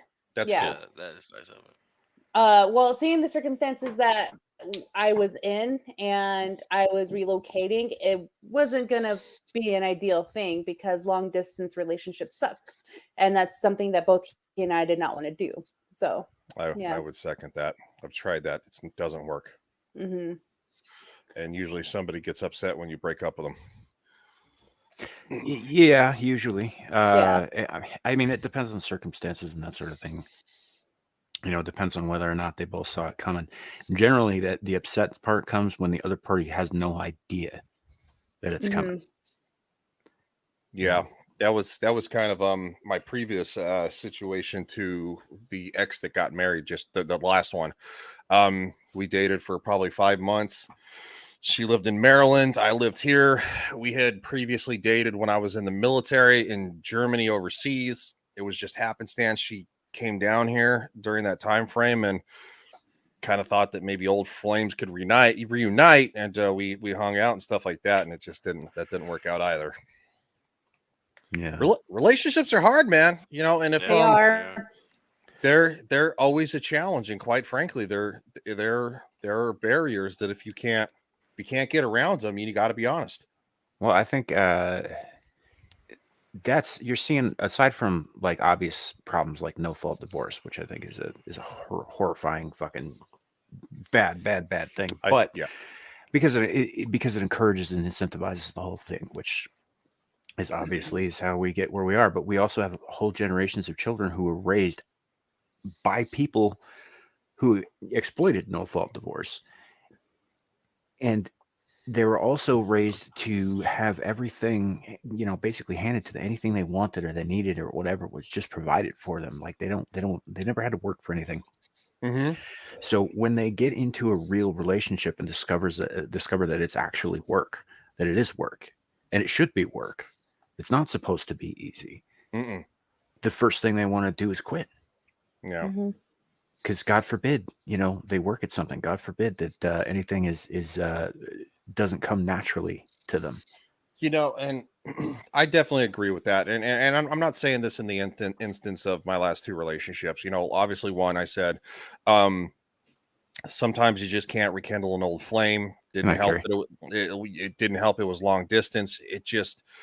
We both tried and stuff like that, but it just wasn't going to work. And unfortunately, I hate to say it, you know, I had to kind of speak my mind, and she kind of doesn't talk to me anymore, which sucks because we had become friends after that. And I was like, that was my fault because I thought we could rekindle something, and that was my idea that I threw out there. So I take responsibility on that one. But yeah, Try. yeah. No, I mean, I did. I tried. So I mean, I don't blame her in the least. She's an incredible person. And the same thing with my ex that got married. There were problems on both sides. I hadn't been in a very serious relationship in a very long time, and she was getting out of a horrendous divorce. You know, and it's like two negatives don't make a positive. It just doesn't work. You know, you know when you're talking about like petty crap, like going, oh my god, like she nags me, I'm like whatever. I mean, I don't know. You know the petty crap. There's legitimate problems, and then there's petty problems, and money is not something you should split up over. You know, when it comes to typical money problems. Now, if they spend $30,000 on credit cards after you guys have been together for 5 years, that's a problem. But that's not something that you can't work through. No, it's not something you can't work through, but there are more severe issues, and I think people bail at the easiest opportunity of like, oh, this person messaged me on Instagram, they like all my photos. What if? That's the crap that needs to stop. The, you know, or oh, my old boyfriend messaged, friended me on Facebook, and it's like, oh, it's so great to catch up with him, and it's like, well, I've been in a relationship for the last 3 years, you know, I should go hang out with him. No, you probably shouldn't. And that's just a smart play. You know, use more common sense than use for anybody what's between your legs. And I think that gets both sexes into trouble. You know, I watched a video from James Klug today. And he says, does basically talking about what's a high value woman, but they also talked about the fact that body count. Does body count, does that impact for women on their value? Yes. Does it also impact in value on men? Yes. Because if you've slept with 50 people and you're only 37, then you got a problem, dude. Yeah. Yeah. Well, I mean, if you slept with 50 people, you've probably got a problem. Yeah. Regardless Yeah. of what your age is. I mean, if you're 80 years old and you've slept with 50 people, Yeah. say that's one person a year, Yeah. right? That means you've been a whore for 50 years. Yeah. Yeah. And, I think there's leeway for everything. We were all stupid kids, right? Yeah. Oh, and by the way, I should qualify that. I'm not excluding myself from these kinds of terms. I have a higher body count than I am going to actually state here, but it's high enough that I'm what you call low value in those terms. I've been ran through. I'll look. Wow. I'll say this. I'll admit that I'm in the early double digits, and I literally mean just after a little bit after 10. But So like 11. Yeah, but I think it's like 13. I don't know. I think one time years ago I counted, but I don't fuck care. But the thing is, though, I think that's acceptable for men and women. I think if you're somewhere in the teens, it's okay. We've all dated. We've been around the block a couple of times. We've made stupid mistakes. We've gotten drunk. You're talking about 30, 40, 29. I think that probably a little much. That probably depends on what you're looking for. Now, like the True. MGTOW Very guys, true. when they talk about, no hymen, no diamond, I think that if you're going to demand that of your spouse, and I don't think that's retarded. necessarily unreasonable for certain For like, what if you're Mormon? mindsets, but I think that if she needs to be a virgin, so do you. I would agree with that. Yeah. And I think that that's fair. I Yeah. do. One of the things that I found out years and years ago. So after 9/11, I was like a lot of everybody in this country, and I was just like, oh, fucking Muslims, right? But I took the time a few years later. I ran into some guys who were exchange students, or not exchange students, but they were here on education visas, and they were each of them was from a different Arab country in the Middle East, and it's like the laws and whatnot differ from place to place, but they all mostly have a basis in Sharia, right? And one of the things that always bothered me about Sharia law was if a woman is found not to be a virgin on her wedding night, there can be some very, very severe and lethal repercussions for that. Mm-hmm. And so I asked them, I was like, what the fuck is with this? And they told what they told me makes a lot of sense, is that actually that law applies to men too. It's just a lot fucking harder to prove. Mm-hmm. But if a man's found not to be a virgin on his wedding night, technically he's liable under Sharia as well, and for the same consequences. Yep. It's just harder to prove. I mean, the same thing goes with alcohol consumption for men and women. Mm-hmm. Right. But I think if it's a part of your faith, if it's something that you really believe in, you really want somebody who has a low body count or no body count, then you need to live by those same standards. I would agree. Because it isn't fair to your future spouse if you're banging every chick on every street corner and expecting them to be pure as driven snow. Because what are you bringing into the marriage then? Chlamydia.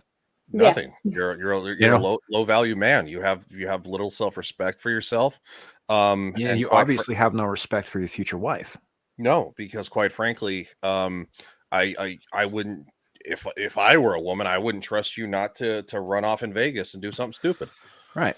Whereas myself, I got around, and I have made some mistakes, and I have had some fun, and I'm not going to fault someone else that I maybe end up in a serious relationship with down the road, or possibly even another marriage, for the same, because I can't, because that would make me a hypocrite. Yeah. And everybody's a hypocrite to a certain degree. We all do it, and it's unfortunate, but you can still do the best you can not to be a hypocrite and try to hold yourself to. You should probably hold yourself to a higher standards than you do those around you. And that's kind of where I come from. And look, trust me, I fail the bar all the time. And then of course I have to put on my big boy pants and say, you know what, I fucked that up. And quite frankly, if I fucked it up with somebody else too, I'm gonna say that's my fault. That shouldn't have happened. And I screwed that one up. And it's morals is a huge thing that I think is missing, and accountability is missing in the Western world anymore. Well, and that's exactly it. It's personal responsibility and accountability, and in a lot of cases, reason. But Shadow yells, Larry. Larry, look at that.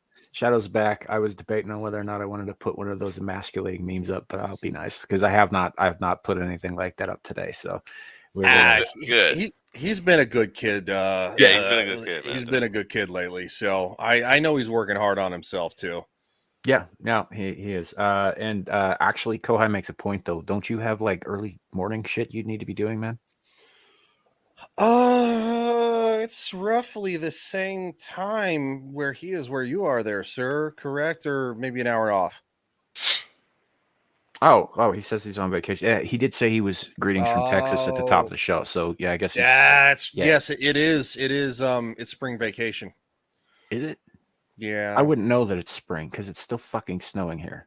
Well, also when you're a kid too, it's like, do you fucking recognize when fucking, it's winter vacation. So, it's spring vacation. While we've got Nomi up here, your video, the video that you were gonna put out. I heard that you've completed it. That's what I heard. I didn't hear a posting date, but I mean, this is not to put you on I'm going into interview mode here. It's not to put you on the spot. I'm just trying to. I guess I'm trying to get some details as to what the video is about. If you want to advertise it, it's going to be a small glimpse of my life and everything that's surrounding me. Okay. So, yeah. Texas. When can we expect the drop? Maybe Monday. Nice. Okay. When I'm on my flight to Vegas. I caught a little bit of Vegas. I caught a little bit of that podcast you were on the other night with the ladies night. Oh yeah, with Tabitha. Yeah. I think that's where I heard you say that you had finished the video. Yeah, I did. And then I did record some other things too. We're like, oh, I could put that into my video as well. So that's what kind of prolonged is like, all right, how am I going to fit this in? So sort of just tweaking and editing. Yeah, fair enough. So, well, looking forward to it. well, thanks. Yeah, the irony is that I was simultaneously watching part of that stream, and then of course the one that JV and Shadow are on with the Tyler the Redbeard, and I was like, for JV giving Shadow so much shit, they're on a lot of streams together, willingly apparently. Yeah, they're a weird bunch of dudes. Yeah, he argues with Cat too. So it's not him and Joker, it's him and Cat. Yeah. It's kind of like the Odd Couple, but with like, I don't know, dad. Love-hate. Yeah, love-hate relationship. JV doesn't get a choice. No, he has a choice. He doesn't have to show up. That's the choice. That's true. He doesn't have to show up to Monday nights or Friday nights or Tuesday nights. That is always a choice. He actually had the link to this too. I wasn't sure if he was going to show up or not, but I did give him the link to it. He might be doing the work. Yeah, no, I'm sure he is now, but he's usually not at work when we start at the top of the show. So we've had him on a couple of times around then because. Yeah, and I think I might be just making this up. I think he has all of next week off too, so he can be around for whatever happens. I could be wrong. I could be wrong on that. I know he's looking forward to next week, which kind of sucks because I'm not going to be able to make it out as of right now. I'd buy a last minute flight if I could, but it's just not feasible for. How do you guys find out about these get-togethers? Like, I had no idea it was even going on. Twitter, man. Twitter, Friday Night Tights. That's where they mainly drop the news. But yeah, this particular meetup is a Friday Night Tights meetup. Yeah. and Well, they've been talking about it for a few months now, both there and on Geeks and Gamers channels. Yeah. mhm. And the next one is going to be in Dallas. And then I know they're going to the UK. Mhm. A few amount of people, I not think there's a not the whole smaller, team. yeah, I think Well, there's a smaller G&G meetup. It's going to be in Orlando again soon. Yeah. And then well, another meetup in Orlando, I think. Yeah. yeah. The next one should be Anime Matsuri. Not everybody from G&G and like is going to go, but they do meet up in Dallas for Matsuri. Right. That's the one I believe at the end of July. I'm going to try to go to. Well, that one's going to have people who aren't usually on F&T there too. I think. Well, it's also because Cecil there's a and lot Yellow of Flash usually go to that. Yellow Flash. Jay, that's when Jay got supposedly Mistaken. as Yellow Flash. Oh, That he's was so so ugly. fucking funny. Yeah.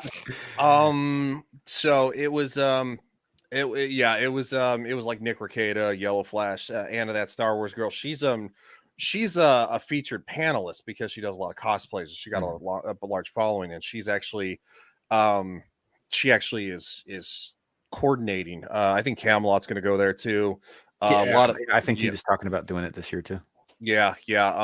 Well, because Anna was on one of his camel casts, and she's like, he's like, yeah, no, I'm gonna go, and he's like, I think there's gonna be some other people going, and Anna's like, I know, I'm the liaison for Anime Matsuri because they invited me to be, to come as a cosplay panelist, and he's like, oh, okay. She's like, yeah, I'm coordinating for everybody, so I know you're going, but it was funny. Michelle had a question for me. You guys talk. I'll read it real quick, and then I'll try to answer it. Okay. Fair enough, but yeah, so but anyway, long story short, Larry, yeah, just the people who are holding these meetups and doing these things generally will announce it months in advance, and then periodically they'll say like, hey, time's coming up, and they usually will be on Twitter about it pretty frequently as well.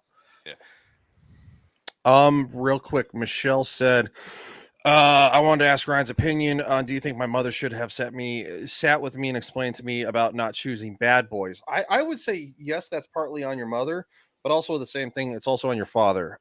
Because a father needs to be a strong role model for his daughter, also of the kind of man that he would hope one day that she meets to take care of her, because a father, of course, is not going to live forever.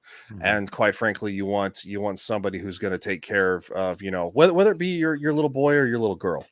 I got around that. I told my kids, I was like, look, I'm not going to be around forever, which of course they were not happy to hear, but I said that doesn't mean I'm not going to haunt the shit out of you for the rest of your natural lives. Yeah, that does sound like something you'd say. You're like, I'm always watching. Yeah.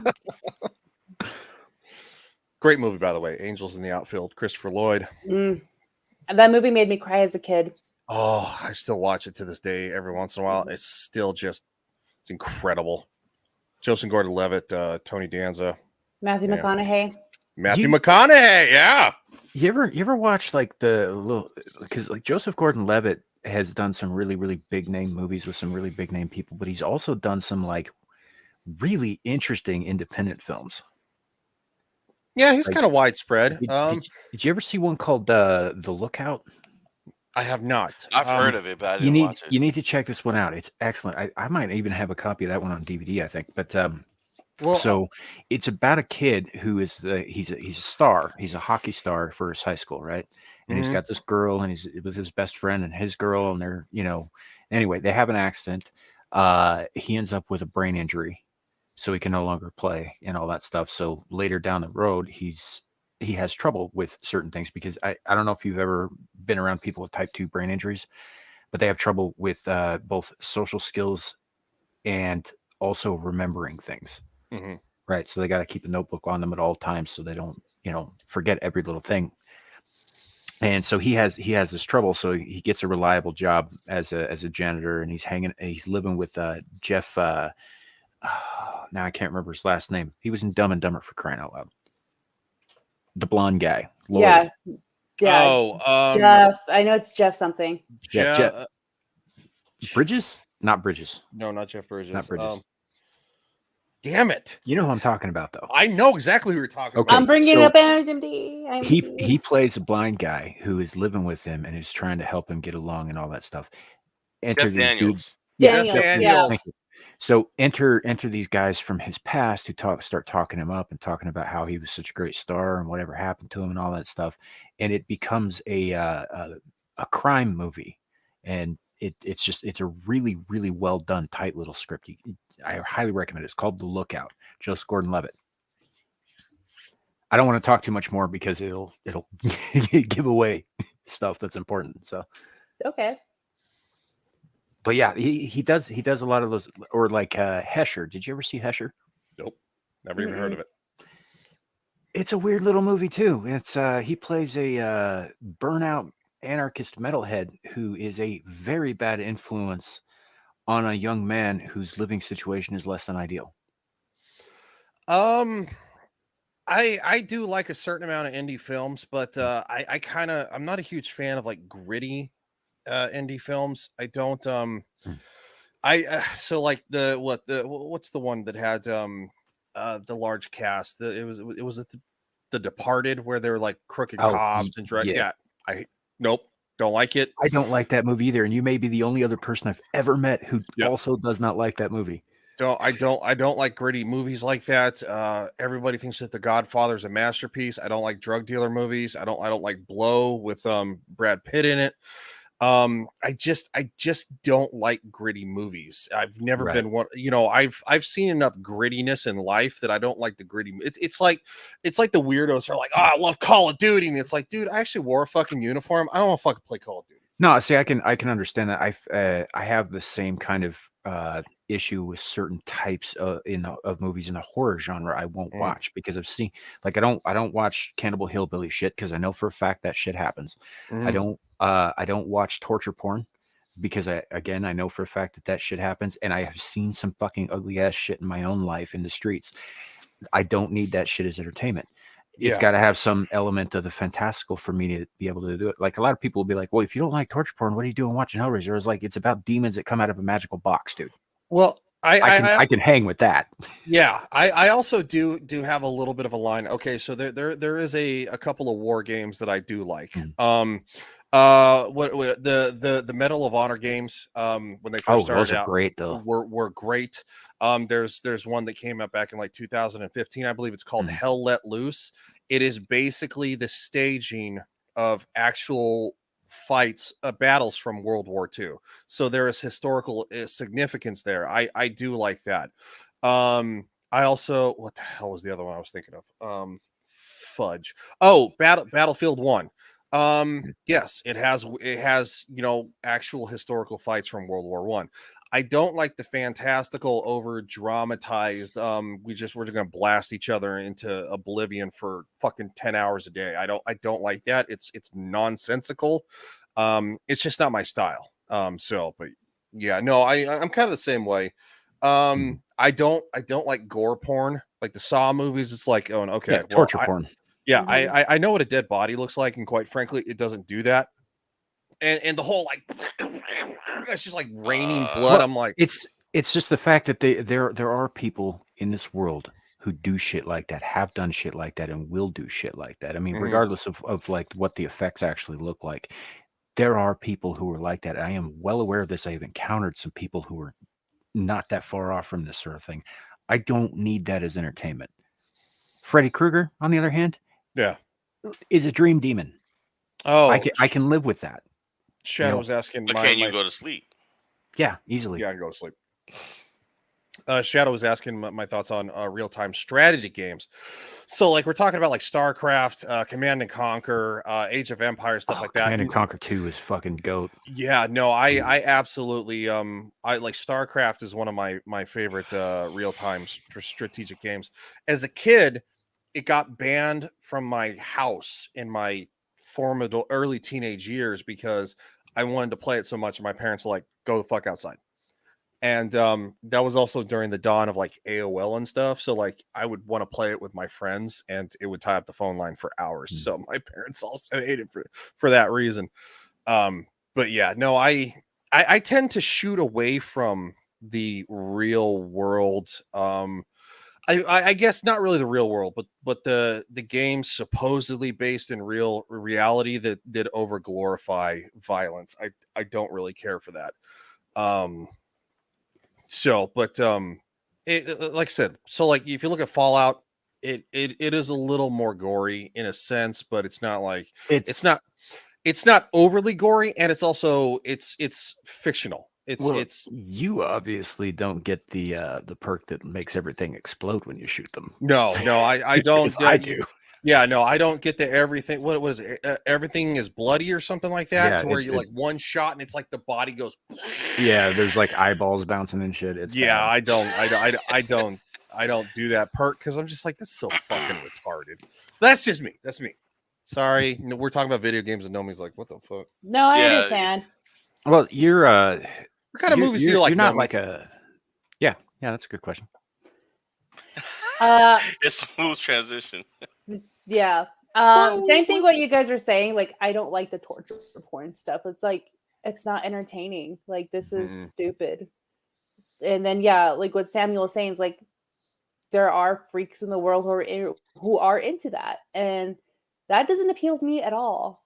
At Mm-mm. all. So it's just nonsense. It doesn't make any there's no plot to it besides scary. Like it's not Fake. even scary. Yeah, Yeah. just Well, pleasing to the people like that. So I like more like scary movies. Like what's the one that's gonna come out? Like it's gonna come out in theaters.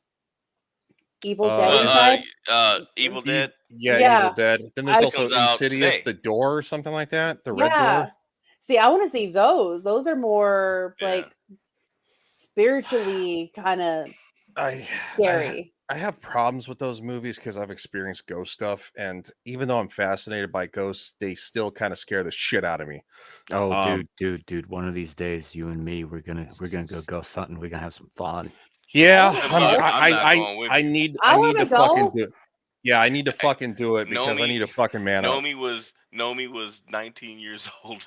Yeah, Chris we'll was- you and me, Ryan, we'll talk offline. I think sometime about some experiences and because Yeah. you know I've I had got some stuff happen, stories so for you it's not too. like it's not like I'm like oblivious, like going, oh, ghosts, huh? You know, but it's like one of those things. Something happens, and then you just kind of sit there and you go, okay, so to turn that light on, you like walk in the so like a light comes on by itself. No idea why. You know that where you're at is haunted. It's been confirmed to be haunted. So you walk in there and you kind of flip the light switch and you're like, nope, that didn't do it. And then you go and pull the fan string for the light and it goes and it turns on and off and you're like, was that a short or Bad wiring. it's bad what? And you just like I mean, could be rats in the walls, you know. Yeah, Yeah. well, the thing is, let's just say it was a grandparents' home that's still a part of the family, and it is very notoriously has stuff that happens. Yeah, And- I and would it's just just- put this out there though.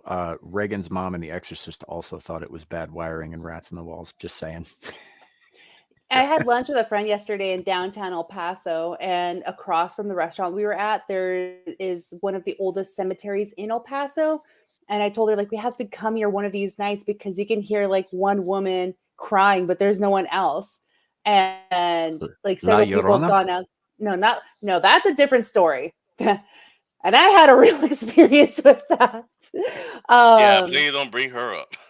Yeah. And then there is a hotel that's in downtown too, and it's really haunted. It actually caught on fire mysteriously last year.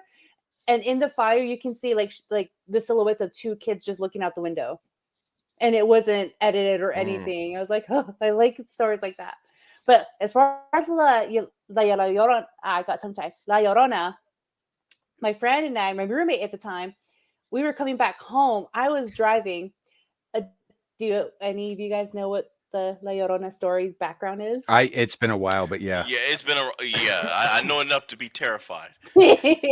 Okay, so basically, it's a mother who drowned her kids Mhm. and realized what she did, and she was remorseful. So since then, she's been searching for all these years of just trying to find kids. So if you're near a body of water or lake or river, she's always going to be there because she drowned her kids in the river. So she's after your kids to replace her kids. So Yeah, and she's a pretty classic woman in white. yeah, she is. I was going to say she's a woman dressed in white.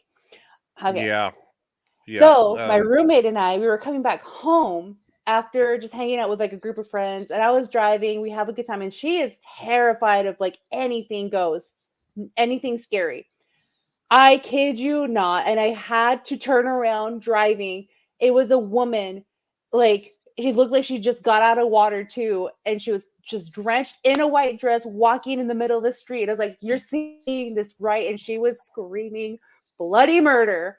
Mhm. So as we drove past it, I turned around. It's like maybe she just left the party, or maybe she's kind of distressed or something. Let's Maybe see if she she's needs lost police. and needs help.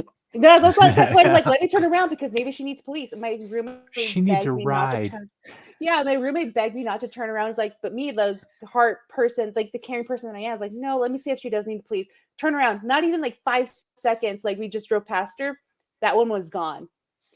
You're Nowhere damn to- lucky because if she gets in the car, you ain't ever gonna be seen again. I Hey, know. Naomi, just if by some chance you and I are ever in a car and some spooky crap like that happens, just remember, people in my community, we don't last long in those situations. Oh, come on.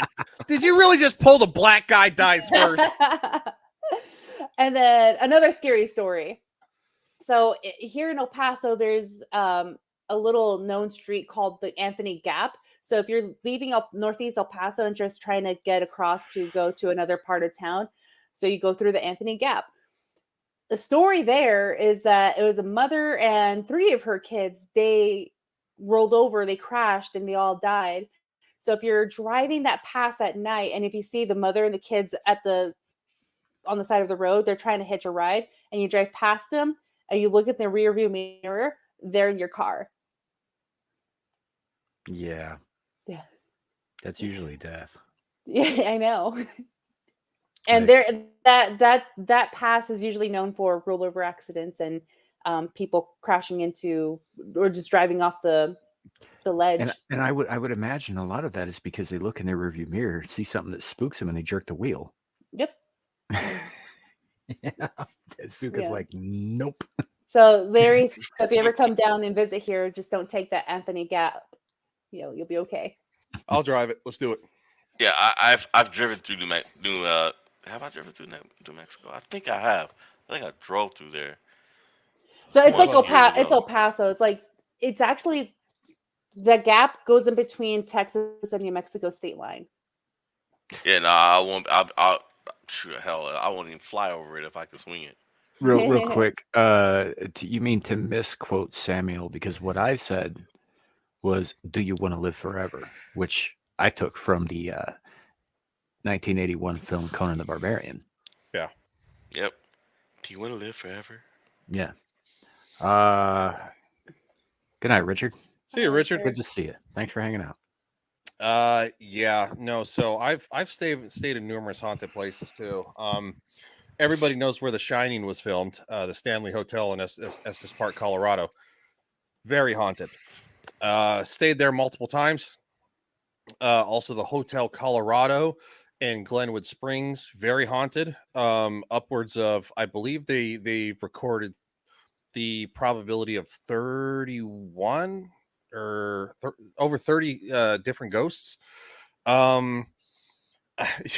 Did you time out Shadow? Yes, I did. What did he do? It's just I'm just a little bit tired of this Pirates bullshit. I am not fucking Davy Jones. Maybe now you'll get the point. Oh, I thought. Wow. You get mad at him for calling you Davy Jones, but I called you a Only mind player because the he's other been day. doing it for 6 fucking months, man. Kids in timeout. Ah! Yeah. No, Um, it's like 180 seconds or whatever. He'll be fine.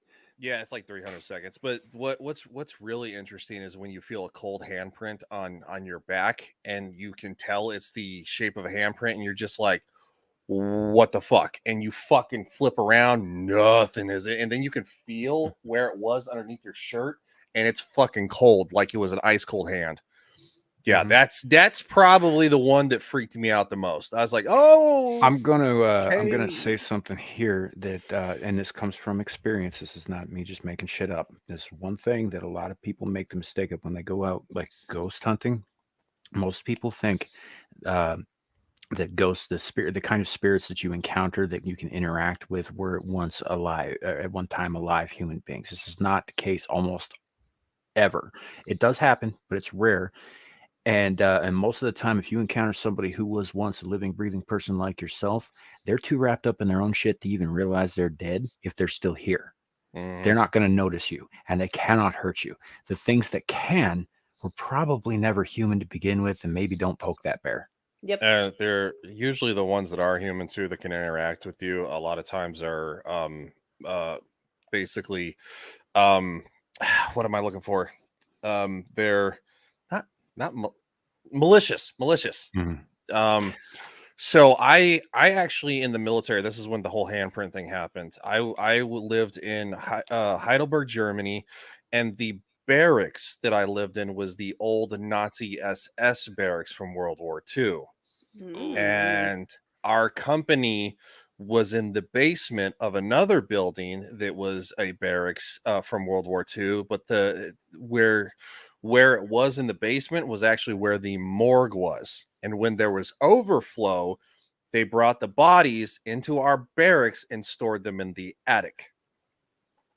And trust me, lots of shit happened in those buildings. Yeah. That's where I was touched. Oh, I'm absolutely sure. Laying in bed, fucking like, waking up in the morning, and I fucking A it's ghost touched me. yeah, it fucking it was the coldest fucking handprint on the left side of my back, upper Mhm. shoulder, and I was just like, holy shit, what the hell was that? You got Uh, molested. I don't think it's not like it touched my pee or nothing, but it's Doesn't like, have to. That's not what that word means. well, I guess, yeah, it inappropriately touched me without permission. Yeah. Suka, while that is certainly possible, and I forget who said this, but there are more things in heaven and on earth than we know of or can know of. Yeah, demons are a thing. I There are things agree. that are not demons too. Have Yeah, have, like ha- tax collectors. Yes. Haha. Hmm. Has anybody seen the Discovery show? It used to be on the Discovery Channel. It's called A Haunting. It was on for like probably 10, 12 seasons. It was about I don't. I've heard of it. it took actual family accounts from families and stuff like that lived in haunted houses and recreated them. It's an incredible show. And it's not just like one family member, or like, it's literally like all the family member, and of course you'll also get people from the towns who are like, oh yeah, no, we heard of what happened in that house. And yeah, no, it's actually a really credible show. But Mhm. I think the visual effect where they recreate what happens, like where all of a sudden it's like the little boy in bed, and it's like, the closet starts, opening, and then all of a sudden you see like a hand. It's so awesome. And I'm just like, yeah. All right. I Well, used to that's have to. Sorry. no. I was just going like, yeah. There's all kinds of shit out there, man. There is. One of the reasons that I rolled my eyes. I guess you guys didn't see it because of the avatar, but I Yeah, did roll my eyes when you what? said Vampire Diaries earlier. Motherfucker. Is because like there is basis for that sort of thing in old world lore, and none of it is pretty. None of it Uh, is like, oh, broody, sexy, it can't really die but not really, alive kind of thing. They're corpses, rotting corpses inhabited by feral demons. El Chupacabra and this and Sasquatch, bitch. I fucking believe. Yeah. No, Oh I'm just yeah. saying that there are things out there that are unexplained. There are things that we don't encounter that often, but people do encounter stuff. I mean, can you Dude, imagine some of the weird shit that lives in the fucking Amazon? How little we know about that place? look at the weird shit that lives at the bottom of the ocean. We're like going, oh my god, Yeah. this new species has been found, and it's like, yeah, Yeah, makes sense. and that's just the stuff on the physical side. Like, I'm sorry, this planet is probably more interesting than the fantastical stuff we make up. Seriously. Yeah, that sounds right, Spock Hamlet. But he was right. You know, he was right. It is a vast, infinite multiverse that we inhabit, and we're just one small part of it. You know. But for the record, if y'all are worried about demons are usually stupid and easy to trick. I wouldn't worry too much about them. Yeah, don't know if I would go that far, buddy. Yeah, I wouldn't I say would. that. No, you guys are thinking of fallen angels. That is a different category of evil altogether. We can probably debate the semantics, but I don't think I would. We can absolutely debate the semantics. Well, I'll just say this: if look, I have gone toe to toe with demons, and I have had and I've won, and I have gotten my ass kicked by angels. I was married before too. You know, I know they're very different orders of power. I know that yeah, there's girlfriends and ex-wives. Ex-wives are usually the strongest. I know that Samuel is pagan and stuff like that, and you know, and I love talking to people who claim to be like atheists and stuff like that, and I'm like, y'all haven't experienced some crazy shit on this planet, like shit that just doesn't make sense. And I sought it out.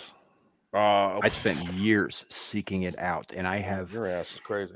Some maybe I won't go to a haunted place with you. I sought that shit out. I tried to tell you. You know what's funny is actually, yeah, I am the kind of guy who would hold up a fucking like copper rod in a lightning storm and shout, "All gods are bastards."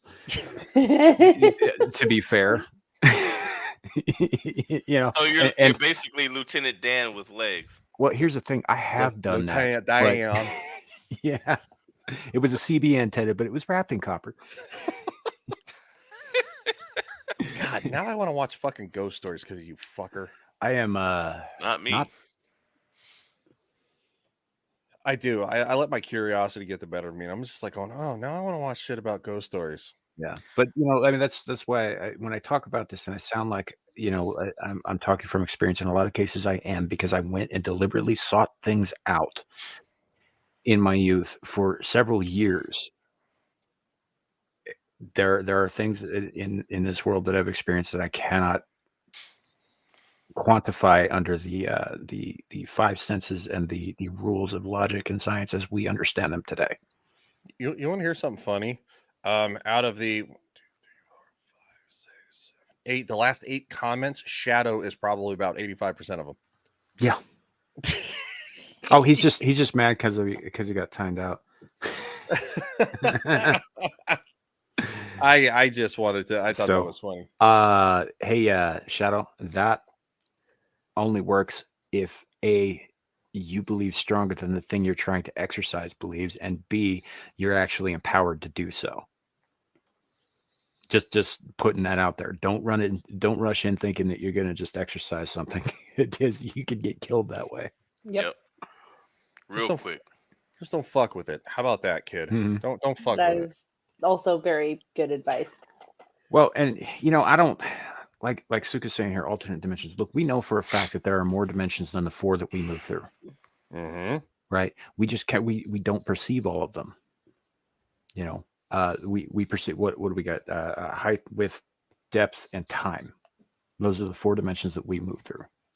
Well, quantum physics says that there is easily multiple dimensions, and it supports the hypothesis of said, and that's one way to actually travel through time and space is actually to conjure a wormhole to actually move to the other side of the galaxy.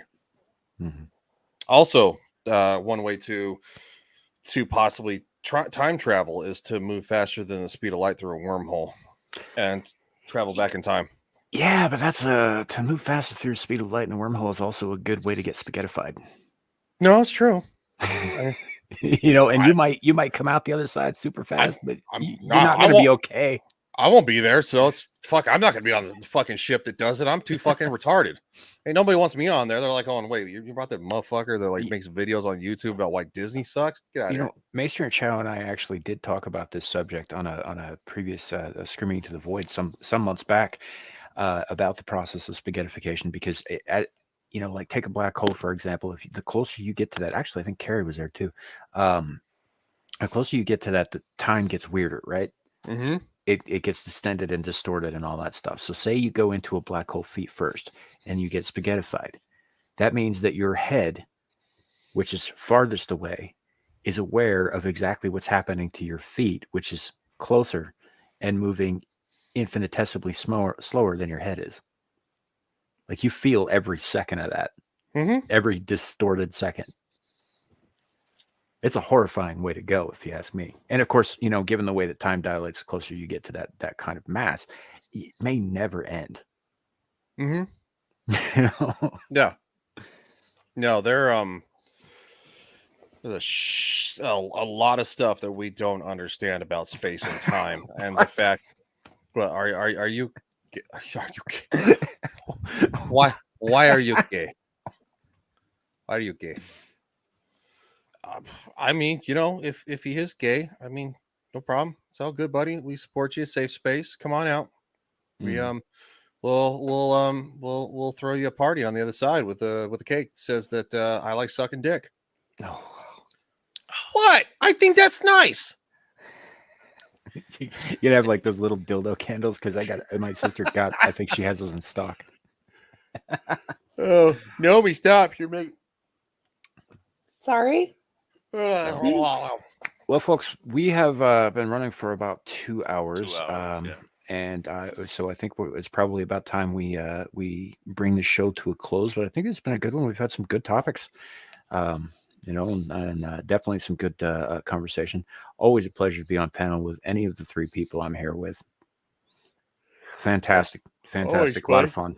That's why we're here on Saturday nights too, and shit. Well, technically tomorrow's Friday, so I'll probably see at least 2 out of the 3 of you.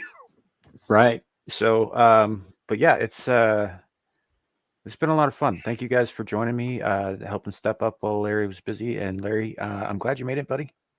Yeah. Definitely, I was glad to be here. I mean, trust me, I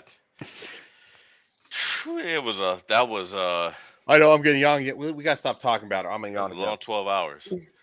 Yeah, I'll bet it was, dude. I bet it was. It was. How's the wife doing? She doing all right? Tired but good. Okay. As long as exhaustion's okay, but as long as she's it's a hell of a toll on the human body. Women, Yeah. if you don't think that women produce miracles, childbirth. That's all I'm gonna say, motherfuckers. Childbirth. Childbirth. Exactly. These idiots are like, oh well, women aren't that special. Really? Yeah. Okay, then you do what they do. Yeah. Yeah. Sorry. I'm kind of pro women when it comes to a lot of stuff, because it's like, without women, the fucking human species would be fucking die. Yeah. that is true. And if I didn't know it then, I definitely knew it earlier when I saw that epidural. Like, yeah. I like how Nomi's just sitting there. She's like, yeah, motherfucker. Yeah, I know. Just like, Um, and if it wasn't for us, all men would still be in caves eating dirt. well, that's debatable. Well, once the caveman finally saw tits, like, well, yeah, I'm gonna go after. Yeah, that. I caught that. Yeah. Yeah, I have to agree with Naomi on that one. Yeah, that's a pretty good point. They're a pretty effective lure, those things. Yeah. You guys never Like, seen it come in a on, guys, while? the rocks will still be there. Come meet something more interesting. I tell you what, the female frame is quite enticing. It's probably one of the most beautiful things on the planet. It's just The most beautiful, I think.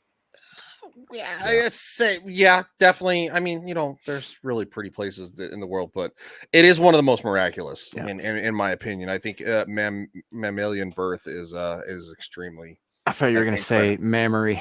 No, not mammary. I'm not perving out right now. Where do you think the word mammal comes from? Yes, I know where it comes from. It's having tits.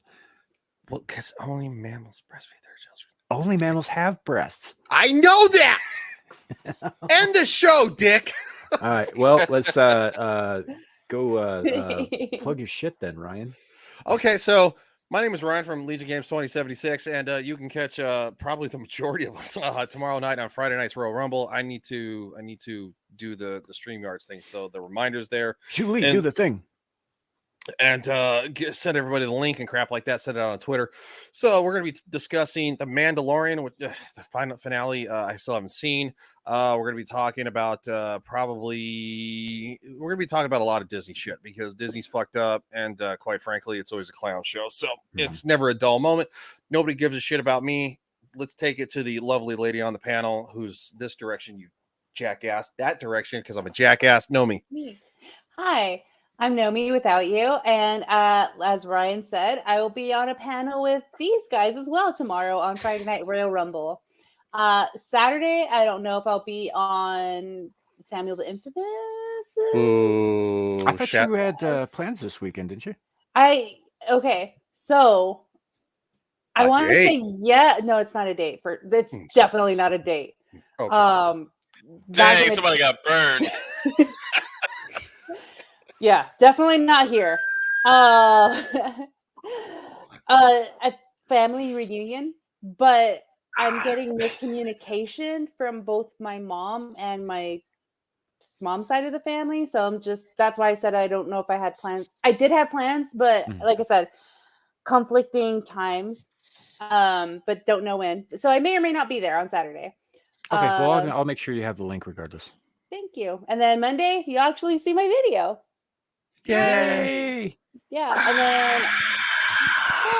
and then I won't be on next week any of the streams because I will be living it up in Vegas. I know. I really hope that my shit comes on tomorrow so I can go, but I doubt it. Yeah, definitely. Larry. And Larry. So yeah, guys. You can definitely catch me here next Thursday with Samuel the Infamous.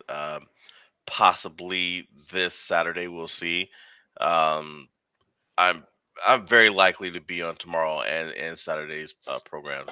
So you'll definitely see me in one, if not both. And you can catch me here with Samuel next Thursday night. Yep. All right. Well, that brings us to me, Samuel the Infamous. You know where to find me right here.